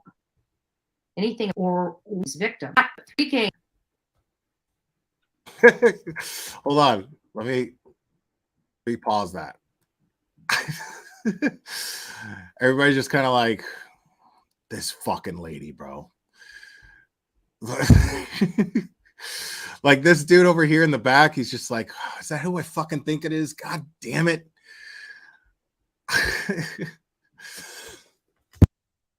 This guy back here is like, man, this should be rich. This should just be fucking fantastic. All right, now she's going to go over the affidavit. This is what I want her to see. For that, Jamie, for that information. Did y'all go ahead and throw in a Dabo again? I don't know what that means. Let's not forget to get, oh yeah, guys, don't forget to give me a thumbs up. It is free to tell me and the mods that work very hard in this chat that you thank them and you had an enjoyable experience. It's not just about the content, but you guys get to talk and have a good time in the chat with each other and get to visit with each other and everything like that. So if oh my God, come on, because right now it just helps promote if we all the judges, all the district court judges username and passwords for Zoom for the Zoom call. So if I just need to know what judge he's in front of as well. So let me see if Bryan Coburger, Moscow. Let's look at Latah hearing. Latah hearing, court hearing. Nobody gives a shit about what happened in the hearing. Like, let's see what we got. I'm just going to pull this up for a second. Basically, the hearing was just so he could be like, I'm here. That's it. Let me just read, make sure I'm not missing anything real quick. 12:30 Eastern. Cameras are allowed, but can't show footage until it's over. Okay. Cameras are allowed, but can't show footage until it's over. I need to still, because the day I went out there, I need to work with Latah County Media just to make sure that I can.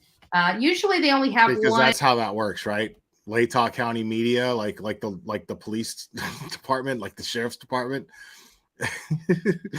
like it's a like it's a public service. Gonna have to rendezvous with Latah County Media. What?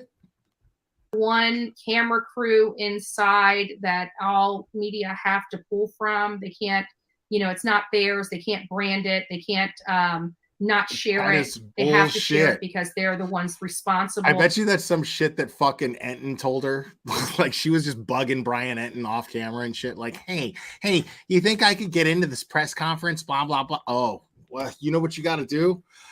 You got to go to the Latah County media thing. Yeah, just I don't know. It's sorry about the glare here, folks. The sun sets through this fucking window. And the blinds are fucked up. So yeah. But you know, she's like, Bryan Enton, I really want to get into this. Really good to see you. I really want to get into this press conference. And all I got is this thing that I got off my 1993 Xerox copier. But oh yeah.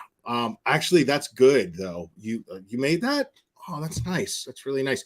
What you got to do is you got to go through the county, the Latah County media. Yeah, Latah County media. You got to go through that, and then you got to file some paperwork, and it's a whole thing, you know. But you just got to file that, and then I don't know. You got to talk to them. Maybe they'll put you on a waiting list. I don't know. Maybe. And the ones that gets the courtesy of getting that footage. So I don't know if it's that kind of a situation in that courtroom or if I can set up mine in the back, my little, That's what it is. It's God shining on my me. little God's phone. shining on my mouth. He's going, God. I can tell you God I am bless. working on getting a more. God is blessing my loud mouth right now is what he's doing. He's going, this is the mouth that speaks for us all. This is the mouth. More robust camera. So we'll see how that works. That's going to be one of the items that I want to get this year. It's about $3,500 and we will get it one way or another this year. So that is a priority for the show. And it's a nicer camera. It's one that I can hook up to a live view bag. And once I get everything set up, it's going to take probably the next year to get all the equipment to go run. over the affidavit already. Nobody fucking cares. On live from a really good Does she ever reporter, go over but this thing? I do plan on doing that because we're going live. So Okay. redacted. She's on her way. Why don't they have any of these? She's looking for it. It's on here, but they're not showing us anything. They're not letting us pull the records off. Oh, Betty. How do we get the records? Dude, I'm gonna have to call up there. Betty, if I can get it, why the fuck can't you? Like, and everyone posted it. Like, it was posted everywhere. Hold on, guys. Let me pull this back real quick. I don't want you guys seeing my login credentials. Or what you do, because it was crashing like crazy. What you do is what us, even boomers like me, had the foresight to do, which was to, once you actually got it to come through, you download it. Download it. There's a little icon with an arrow pointing down, which means download it. Daddy.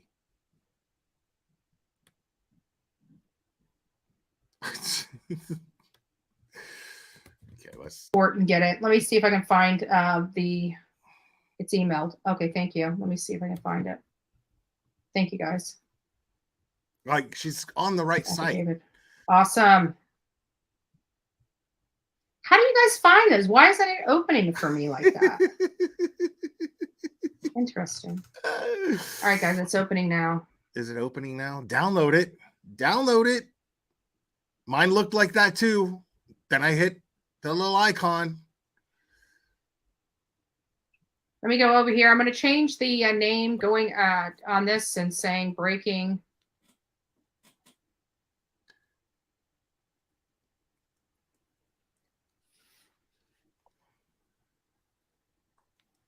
Give me just a second. I know you guys can see breaking Bryan Coburger. Probable. She types as fast as I do. I can't make fun of her for that.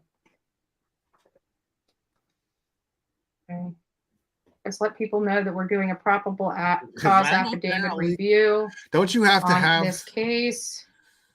Don't you have to have like fast typing skills to be a paralegal too?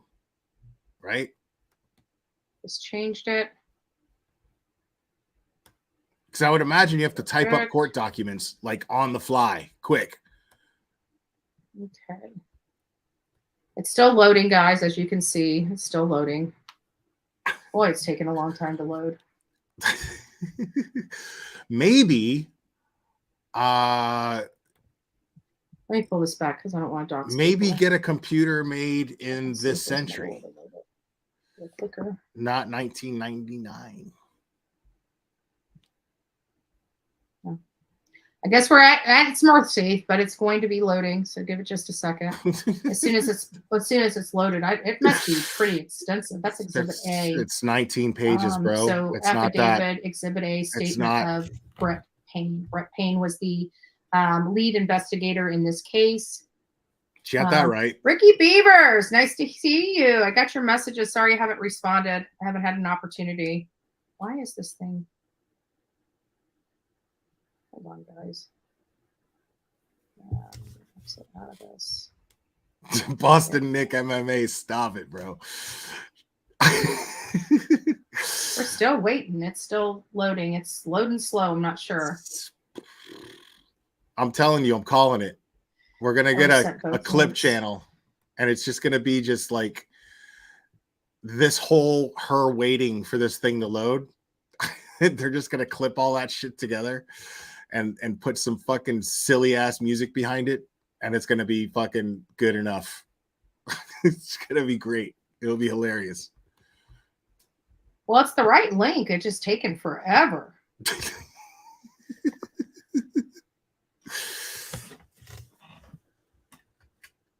see if I can do something about this.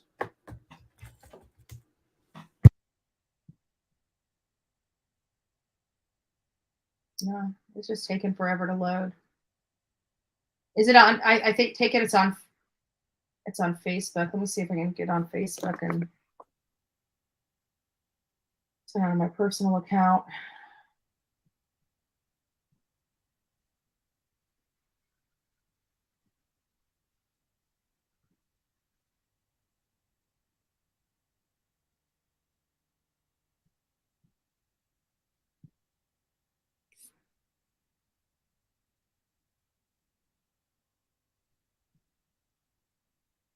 Fixed it.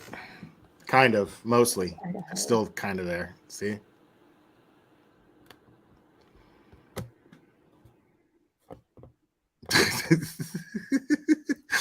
Y'all are killing me. I don't even have to say shit. Y'all are just doing it all in my chat. I love it. It's fucking fantastic. All right, here it is.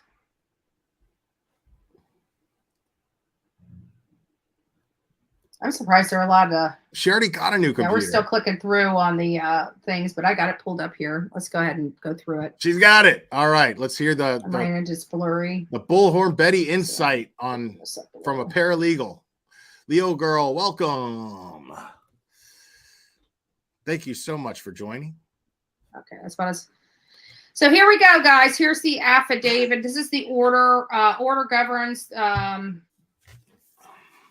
So this says order governing courthouse and courtroom conduct. I don't know if this is necessarily his. Come on, paralegal, you got it. Read the court document, paralegal.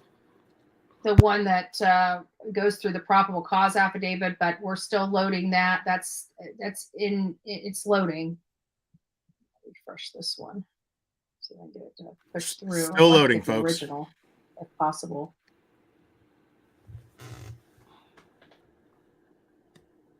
But over here, order governs courthouse, courtroom conduct, and media activity. Court is mindful of the need to balance the constitutional rights of the defendant to fair hearing and the public's right to information in conjunction with constitutional and statutory rights of media attending proceedings. The court's interest in maintaining order and an environment that permits all participants to focus on their responsibilities without undue distraction. For the court's interest in the safety of the public and court personnel and the need to follow all Idaho Supreme Court orders as may be charged or changed or amended from time to time. With these factors in mind, pursuant to Idaho Court Administrative blah, blah, blah, seating for victims' family. They're saying certain seating may be reserved for counsel authorized personnel and victims' I was families. just thinking that. I was just thinking that, True Crime Dime. I have not. This is reaction. I don't know where this is going, but I'm predicting that it's just going to be that page and then the next one. And then it's like, wait, where's the rest of it? Where's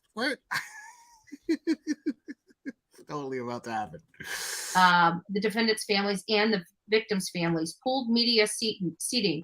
The representative of media serving as a pool camera staff shall be seated in the area approved by the court as designated to be doing orders from. So I'm not going to go through here because this is really not really anything, to be honest with you. So I'm still waiting for the affidavit of probable cause to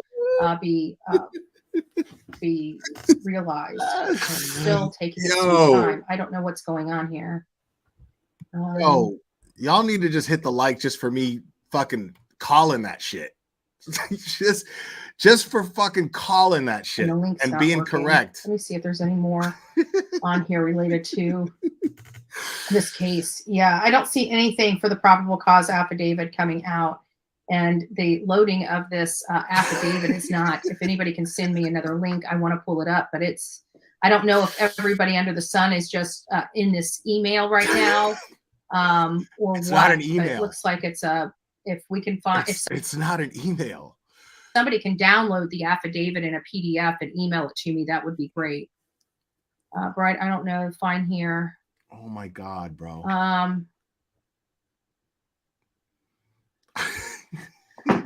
Okay, Twitter.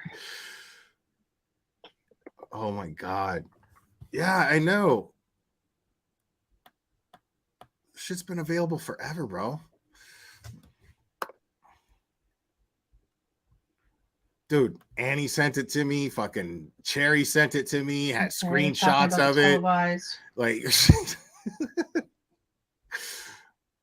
here we go.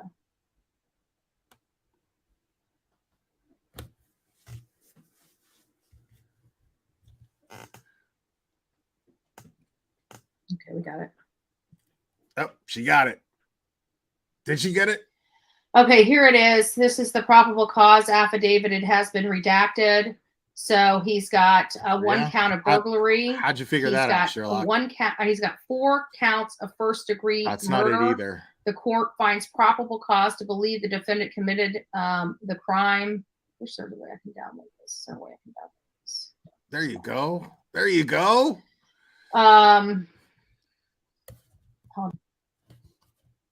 Wait. Real quick, and then we'll go through this. I need to get this out to everybody. Jesus, dude. They'll be on my. You guys know how it is when you buy a new Mac. It's super fast at first, and then pretty soon after, it starts to slow down. No. Oh, no, that's the wrong thing.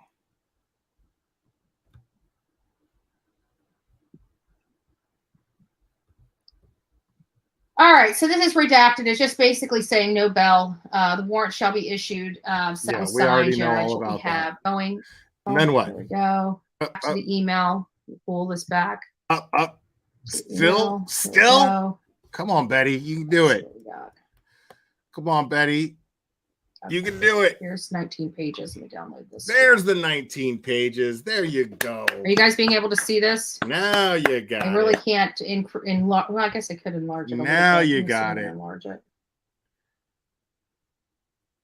There we go. I think that's good. We got it. So Exhibit A, statement from Brett Payne. The below information is provided by Brett Payne, who is duly appointed, qualified, and acting peace officer, who has been years.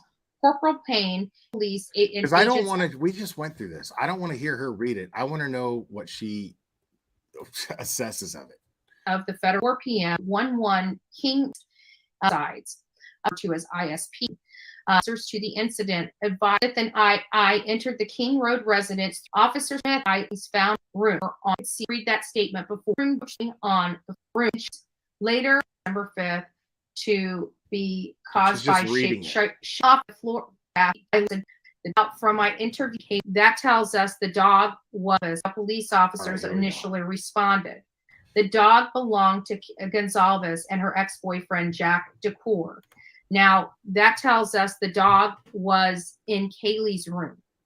The dog was in Kaylee's room. Yeah, because it was her dog. I found out from my interview with Jack DeCour on November 13th that he and Gonzalez shared the dog. Officer Smith in the room, which was... As I entered in the recess with visible leather knife sheathing laying on the bed next to Mogen's right side. Boom. There you go. That's how they knew what knife to look for so early on, prior to the autopsies coming back, because they found the holder of the knife that was used. The tan leather knife sheathing was laying on the bed next to Mogen's right side when viewed from the door. So he accidentally left the sheathing there. Could they have gotten DNA off that? Probably. The sheathing was later processed and had K-bar and that's where they got the DNA. And the United States Marine Corps Eagle Globe and arch signia stamped on the outside of it. The Idaho State Lab later located the single source of male DNA, suspect's profile, left on the button strap of the knife sheathing. Boom. That is slam dunk. Why in the hell is your DNA on the cover of the weapon that was used to slaughter 4 people? That is going to be a hard issue to overcome.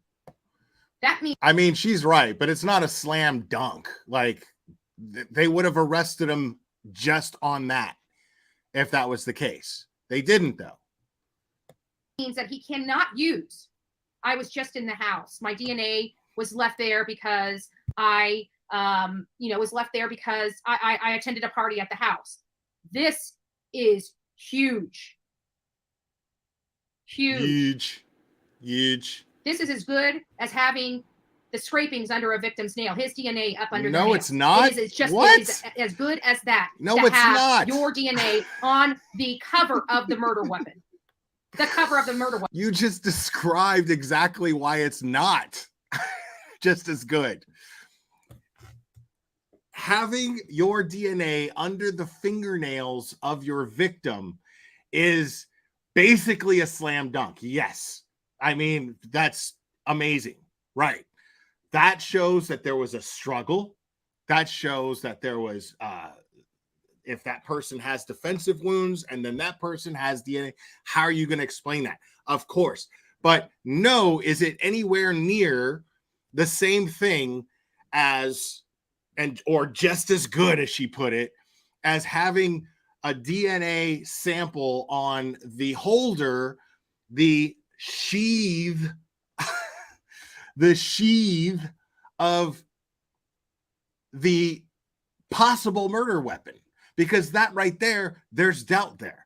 A defense attorney can absolutely sit there and go, well, okay, but how do we know that's the murder weapon? I mean, you got a knife holder. That's all you got. Like, if I'm a defense attorney, I'm going to go, yeah, so on cross-examination, I'm going to go, officer, did you recover the murder weapon? And how much DNA did you get off of that? We still haven't recovered the murder weapon. Oh, so you're saying that you found DNA on a knife sheath without the knife, but you haven't recovered the murder weapon. How do you, I mean, what's the difference between having your DNA on that and having your DNA on, say, a fucking a lighter that he dropped out of his pocket? That could belong to anybody. That could have been anybody at the party. Easily. Murder weapon. So it's not just as good. Now, and to be fair, if I'm a juror, I'm going to go, yeah, nice try, buddy. No.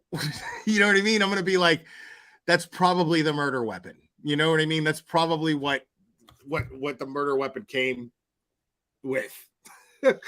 So, yeah, sorry. but if I'm a defense attorney, again, that could be one juror, because that's all it takes is one juror to be like, I mean, he's right. There's no fucking, it's DNA on an inanimate object that can't be used to kill somebody. It can be used to hold the thing that killed somebody, but it didn't actually kill anybody. So why are we sitting here talking about knife sheaths? What's the point? All right. As part of the investigation, numerous interviews were conducted by Moscow Police Department, Idaho State Police, and the FBI agents. 2 of the interviews, including BF, DM, both BF and DM were inside King Road at the time of the homicide. So BF is Bethany Funk, DM is Dylan Mortensen. What at an the time asshole. of the homicide, and were roommates. What an asshole. Okay. Congrats, Betty. You know their names. You know that big stamp on there that said redacted? That was a redaction. So that assholes like you and people that attend your shitty audience don't go and bother these people. Okay? There's a reason why their names were abbreviated. So that you don't say them out loud. Idiot.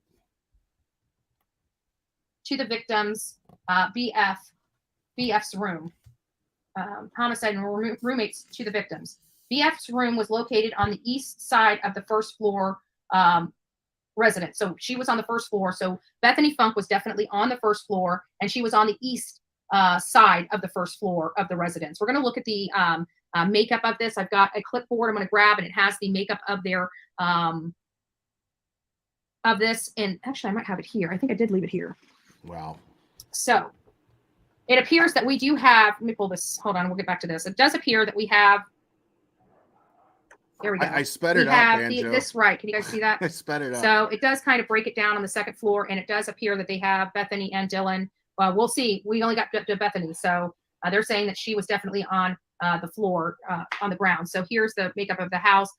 Obviously Kaylee, and then before and point out where Betty was at the time of this crime. Based on numerous interviews conducted by Moscow Police Department, the Idaho State Police detectives, FBI agents, as well as my review of evidence, I've learned the following. Now it's going to break down the case. On the evening of November 12th, 2022, Chapin and Kernodle are seen by Bethany Funk at the Sigma Chi house on the University of Idaho campus. And they have the address from approximately 9 p.m. To 1:45. Now, I have an issue with that very first statement, because everybody has told us that Bethany Funk was out in other areas of the community the night that this happened. She was out in other parts of the community the night that this happened. And that her and Dylan Mortensen arrived home around 1 a.m. in the morning. And then followed by Ethan and Xana, and then Kaylee and Maddie. So how can Bethany Funk see them at the Sigma Chi fraternity house from approximately 9 p.m. to 1:45? That doesn't make sense, but I'm sure hopefully that will be clarified. What do you mean? BF you just also explained estimated that at approximately 1:45 a.m. What does it say? Let me just read that whole thing. It says, oh, sorry, I should have it up for you guys. Wow. It says on the evening of November 12, 2022, Chapin and Kernodle are seen by Bethany Funk at the Sigma Chi house on University of Idaho campus, and they give the address from approximately 9 p.m. on November 12 to 1:45 on November 13th. Bethany Funk also estimated that at approximately 1:45. So they're saying that she also estimated that it was approximately 1:45. That doesn't make sense to what they've been telling us this whole time. So I'm a little concerned about that. How does that not Chapin make and sense? Kernodle returned to the King Road residence. BF also stated that Chapin did not live in King Road residence, but was a guest of Kernodle. Gonsalves and Mogan were at a local bar, the Corner Club, at 202 North Main Street in Moscow. Gonsalves and Mogan can be seen in video footage by the Corner Club between 10 p.m. on November 12th to 1:30 a.m. on November 13th. At approximately 1:30 a.m., Gonsalves and Mogan can be seen on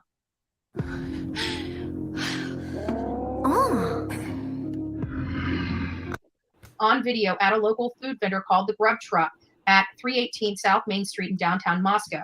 The Grub Truck live streamed video from their food truck on the streaming platform Twitch, which is available for public viewing on their website. The video was captured by law enforcement. A private party, Blank, reported that he provided the ride to Gonzalez and Mogan at approximately 1:56 a.m. from downtown Moscow in front of the Grub truck to the residence at King Road. Dylan Mortensen and Bethany Funk both made statements during interviews that indicated the occupants of the King Road residence were home by 2 a.m. and asleep or at least in their rooms by approximately order at DoorDash delivery. So we got an estimated time of death between 3 a.m. and 4 a.m. And if she's receiving and opening the door at 4 a.m. and receiving DoorDash food, then clearly it didn't happen between 3 and 4 a.m. Let's keep going. Yeah, that's Dylan Mortensen. He clearly says the time of death. Idiot. Like, he clearly says that it's after 4 a.m. Stated she originally went to sleep in her room on the southeast side of the second floor. Dylan Mortensen was on the second floor, guys. Dylan Mortensen, second floor in a room down the hall. Down the hall. This is groundbreaking. Like, she was on the second floor. People couldn't understand if she was on the second floor or not. So let's keep reading. It's groundbreaking. Dylan Mortensen stated she went to sleep in her bedroom on the southeast side of the second floor. So let's look at this. God. Here, I need to scan this in. So here we have, where am I? We're going this way. Okay, so here we have Bethany down here on the first floor. That appears to be right. Oh my God. However, Dylan is over here, and it looks like she moved up here. So she was on this side of the house. This is Dylan's room. So now Dylan is not on the bottom floor. She is up here. So? She's up here.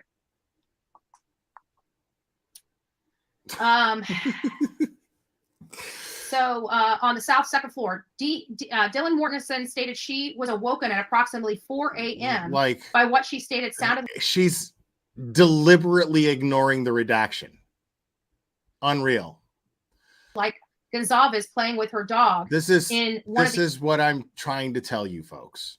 Okay, this is right here a perfect example of a piece of shit, soulless YouTuber and somebody who actually respects victims. This is not the latter at all. At all. Like, she's deliberately ignoring the redaction. Like, it's stamped, says redacted, that it's safe to read. But it's safe to read as is. It's safe to read how it's presented once it's been redacted. Like, Betty, you suck so bad. One of the upstairs bedrooms, which were located on the third floor. A short time later, now, Dylan Mortensen here's the thing. She's not doxing her or anything, but what she's doing is she's violating the respect that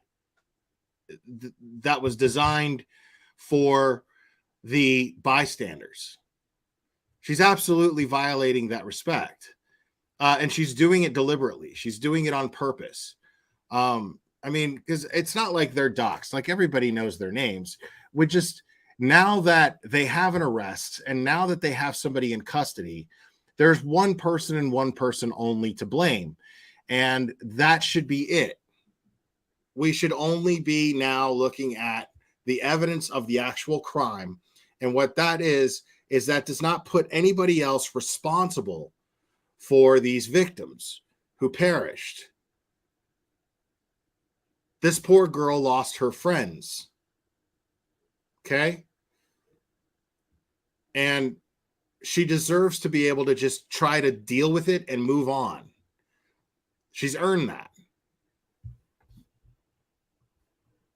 And said she heard what she thought was Gonzalez saying something to the effect, "There's someone here." A review of records obtained from forensic download of Kernodle's phone showed this could have been Kernodle, as her cell phone indicated she was likely awake using the TikTok app at approximately 4:12. And it's so predictable what she's going to do here. It's so predictable.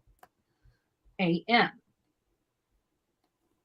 Dylan Mortensen stated she looked out of her bedroom but did not see anything when she heard the comment about someone being in the house. Dylan Mortensen said she opened her door a second time when she heard what she thought was crying coming from Kernodle's room. DM then said she heard a male's voice say something to the effect of, "It's okay, I'm going to help you." Oh my God. Oh my God. Oh what, my Betty? God. Oh my God. What, Betty? At approximately 4:17 a.m., a security camera located at 1112 King Road, a residence immediately to the northwest of 1122 King Road, picked up a distorted audio of what sounded like voices or whimpering, followed by a loud thud. A dog can also be heard barking numerous times starting at 4:17 a.m. The security camera is less than 50 feet away from the west wall of Kernodle's room. This is sad.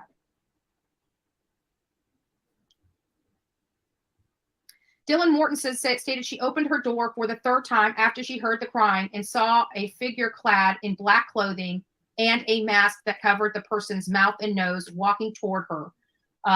Dylan Mortens described the figure being 5'10" or taller Jesus male, Christ. not very muscular, but Stop athletically doing that. built with bushy eyebrows. The man walked past Dylan Mortensen as she stood in a frozen, shocked phase. He let her live.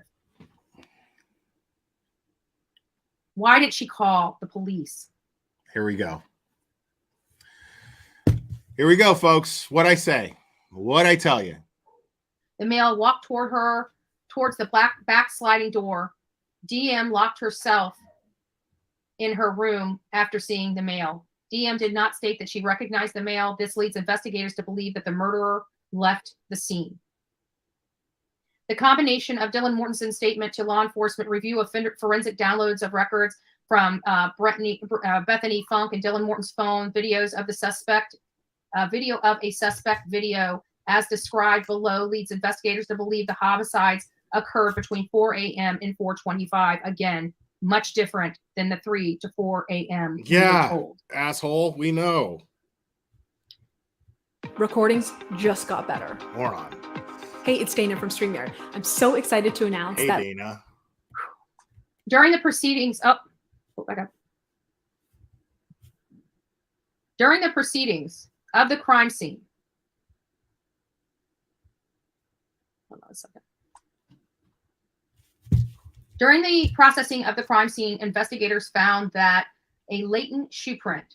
This was located during the second processing of the crime scene by the Idaho State Police forensic team by first using a presumption of blood test, then amino black, a protein stain that detects the presence of cellular material. The detected shoe print showed a diamond-shaped pattern similar to the pattern of a Vans type shoe sole, just outside of the door of Dylan Morton's bedroom located on the second floor. This is consistent with DM's statement regarding the suspect's path of travel.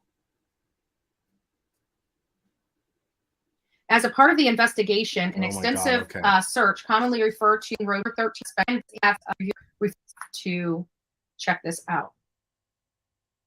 A review of camera traveling westbound, and oh my God, it's westbound, and this only goes this way, so it looks like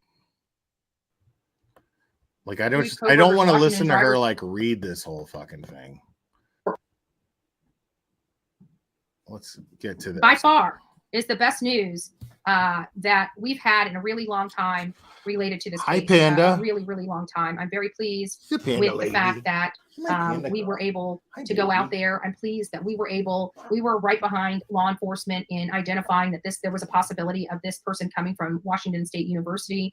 I'm very pleased that we were able to take the information that was provided to us to get a good idea of who may have done this. While we didn't know his name, we knew what kind of person we were looking for. What is upsetting to me about law enforcement is that, one, they did kind of lie to the public. And I know they lied to the public to throw this guy off. It seems early on he was. So she knows. So she's still going to complain about law enforcement.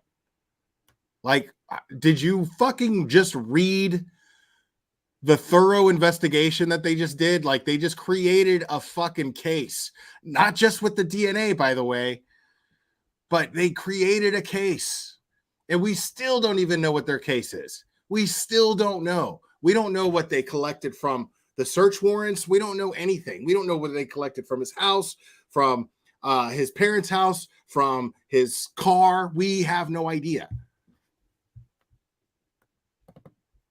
And this is another thing that I brought up here to us is that they must know who they are looking for. They seem confident way up front in clearing a bunch of people, and that was super important. And there was a reason. I kept saying there's a reason they're doing this. We've never seen this done in another case before, and we were seeing that, and I was right on that. That analysis. What we got right here is that we did identify that it was possible that this person was at Washington State University. We brought that up shortly behind. Dude, okay, listen, that's you throwing shit and hoping that it sticks. Because what happened was you went to every single surrounding college and said, did this person, did they go to this college? Could the killer have gone to this college? You went to every single surrounding college and did that. You don't get to claim victory because WSU turned out to be one of the colleges. Like, what?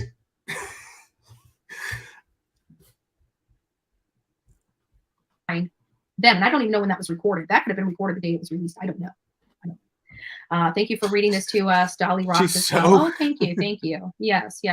And what are the other things that we got right? She's so like acting like she's some sort of investigator. She's facial expressions are killing me. Now we're learning that he was there at the house multiple times. I knew that. I told you guys, and I bet you there's been multiple times he was going to commit this act and he chickened out for whatever reason. No, we're probably going to find that. No. You said that person was at the house multiple times because you were blaming somebody that they knew. That's why. Don't sit here and act like you. Come on, Betty. Like, unbelievable.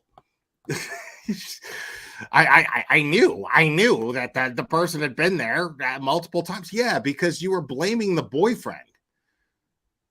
What the fuck are you talking about? That to be true as well. They got him through his father's DNA. So genealogy match did help in this case. It surely did. We got to plug all these addresses in so we can follow his rate of travel. Dylan, Christine, is one of the roommates, the surviving roommates. This guy walked right past her in black clothing and masks over his face. I also told Olivia, I bet you anything, because of this kind of the personality I have identified, while he was killing Kaylee and Maddie, he would have pulled down his mask and showed his face. The fuck does that have to do with anything? What are you talking about? What the fuck are you talking about? He had to pull down and show his face. You don't know that happened? What are you talking about? Are you trying to say that you called it, that he was wearing a mask? Dude, anybody would wear a mask in that situation. That's the whole idea. So you don't get recognized. So you can't be identified, because you're committing a capital crime. Or pulled it up and showed his face. I truly believe he did that. I don't know why I have that feeling, but just now knowing who he is, you're an idiot? That is the feeling I have. I have this feeling that he went to Washington to pull off this. I think he didn't know who his victim was going to be until they were identified. He studied them and he tracked them down. Is this his first kill? Many are asking. I don't know. We do have some things like the dog being skinned, right? That was important.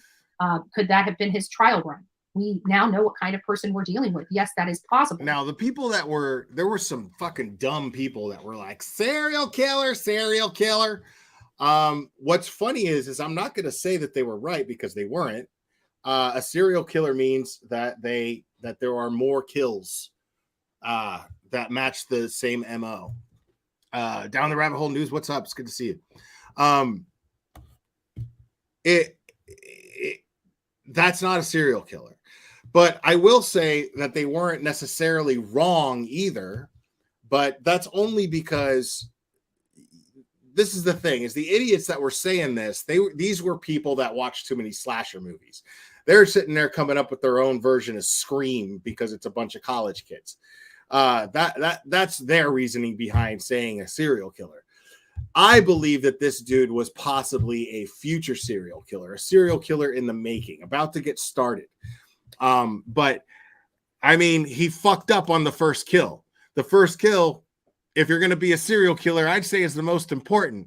What you don't do is leave your DNA behind. What you don't do is turn your cell phone on when you're stalking and casing somebody. You don't drive your own car that's registered in your name. you know, fucking, I would assume in theory, right? Let's just say I'm a guy who follows a lot of true crime. I decide I want to kill, right? I decide that's what I want to do, right? What I'm going to do is I'm not going to touch anything that's going to be on my person without gloves after, and I'm not going to put it on my person until I have sterilized it completely. So I'm talking wiping everything down like meticulously, every nook and cranny of every corner of every little keychain. I'm wiping that down, wearing gloves, and I'm also not going to take my phone with me, and I'm going to steal a car or multiple cars. I'm going to find some beater that I could fucking, you know, rip the ignition out and stick a screwdriver in and then dump the car once I'm done casing.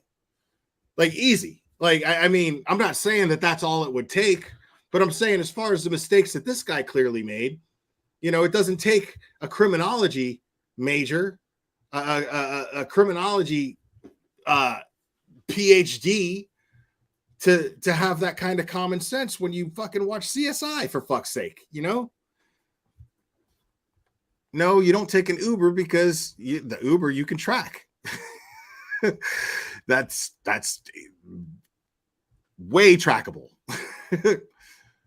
Possible. Law enforcement told us there's no way that that's connected. I don't know if I believe that 100% now, because we know they kept a lot of stuff away from us so they wouldn't trigger. Kept a lot of stuff away. They didn't lie. Law enforcement never lied. Okay. But they did keep certain things that they were honest about that. They were like, yes, we're, you know, there's certain parts of our investigation that we're not at liberty to discuss because we don't want to hurt our investigation. Easy. Perfectly understandable. People like this just don't seem to register that. I don't get it. The suspect. It sounds like from at least November 29th, they knew of this man and they've been tracking his movements and they've been looking into him very closely, at least from the 29th. That's huge. Okay, guys, the 29th of November, they've been watching him and getting information on him and digging on him. And that was, 16 days, 15 to 16 days after these kids were actually. So they work very quickly. Now that we're seeing even more of their work, we want to just tell people we back the blue. They did an amazing job in this case. We're glad. Now you're back in the blue. This man is behind bars. And if they can prove what is in this probable cause affidavit, this man ain't getting out of jail. It wouldn't be there if they couldn't prove it. We got the guy. Okay. If they can prove we didn't do anything. In this affidavit, we got to slam dunk. We didn't do anything. They did. So with that, guys, I love each and every one of you. God Without bless. your I help. got to head back to my BOCC meeting. Again, I have that is one of my priorities, is to make sure that I am fully involved with YouTube as well as my political priorities here as we push our agenda, the Bullhorn Betty channel agenda, through. This is going to take some time, but we have three, just to inform the people that are just coming in, we have three major legislative priorities on this channel for the work that we do. Man. I'm going to be going, not only am I going to be fighting here at home, I'm also going to be, as we go and travel around the country covering the true crime cases, I will be meeting with the politicians in in the areas to go over. Oh, God, I can't wait to see that. I can't wait to see that. Like, I can't wait till she shows up to this meeting and talk about, we need a centralized database. And then they're going to be like, there is one. There's a few, actually. Just saying. Okay, well, next issue. We need to do something about trafficking. We're doing what we can about it. I don't know why you're at this meeting talking about it, but yeah, things are being done. Dude, that's like showing up to Congress and then reading a Christmas list to Santa Claus. Like, I have the floor now. Since I was a good boy this year, I would like a Stretch Armstrong, whatever the version of that is today. I'd like a PlayStation 5. I would like a new MacBook. I would like Like, that's totally what she's doing. It's fantastic. I absolutely love it. I absolutely love it. I do think I'm going to wrap this up though, guys. Yeah, no. How about no down the rabbit hole news? That's not going to happen. Like, I would do that for like Patreon or some shit like that. Like, visit like past sites, maybe, you know, but not if like people live there and shit. You know what I mean? Like, I can't see myself bothering people and calling it, you know, content, or at least people who don't deserve it. Because I know this bothers the fuck out of BHP and JLR. Like, I know it does. And that's just a bonus. It's not even why I do it. It's just a bonus. But yeah, I'm definitely going to wrap this up, man. It's been 3.5 hours and I am starving, man. Dude, have you guys dude, who's watching Yellowstone? I just caught up on it, man. The season's not as good as the last season, I don't think. But at least not yet. It's only like mid-season. But man, I'm all about Yellowstone, bro. Dude, those characters are crazy, dude. Like, yo, Beth is an insane woman, bro. An insane woman. No spoilers, no spoilers. But like, she's pure poison. She's loyal as fuck, but she's pure poison, like as evil as a woman can possibly get. But what's really funny about it is there's only one man on earth that can handle that woman, and that's Rip. Like, there's not even a fictional character that can handle that woman other than that dude. It's amazing. It's amazing. Yeah, that show is just good, man. You know, like I watched that show and I'm like, shit, I'm old officially. This is like my parents watching Dallas. It's like the same thing, except it's like made for today, and it's really like, yeah. Jamie's such a fucking little weasel. Ooh, hate that guy. Hate that spineless little turd. But yeah, it's one of those, you know, even the characters that I hate, I love to hate. You know what I mean? It's just a really good show, man. But yeah, I'm all caught up on that, and I don't know what I'm gonna do next. I finished my World War II Call of Duty game, so I don't know. I gotta find another game that's going to be as epic, that will interest me as much as that does. But anyways, guys, you guys are fantastic, man. I really appreciate you guys joining me and indulging me. I know a lot of bigger channels were going over this affidavit too. So I appreciate you guys sticking with me and hanging out. I had a great time. I love you guys very much. And we will do this again very soon, my friends.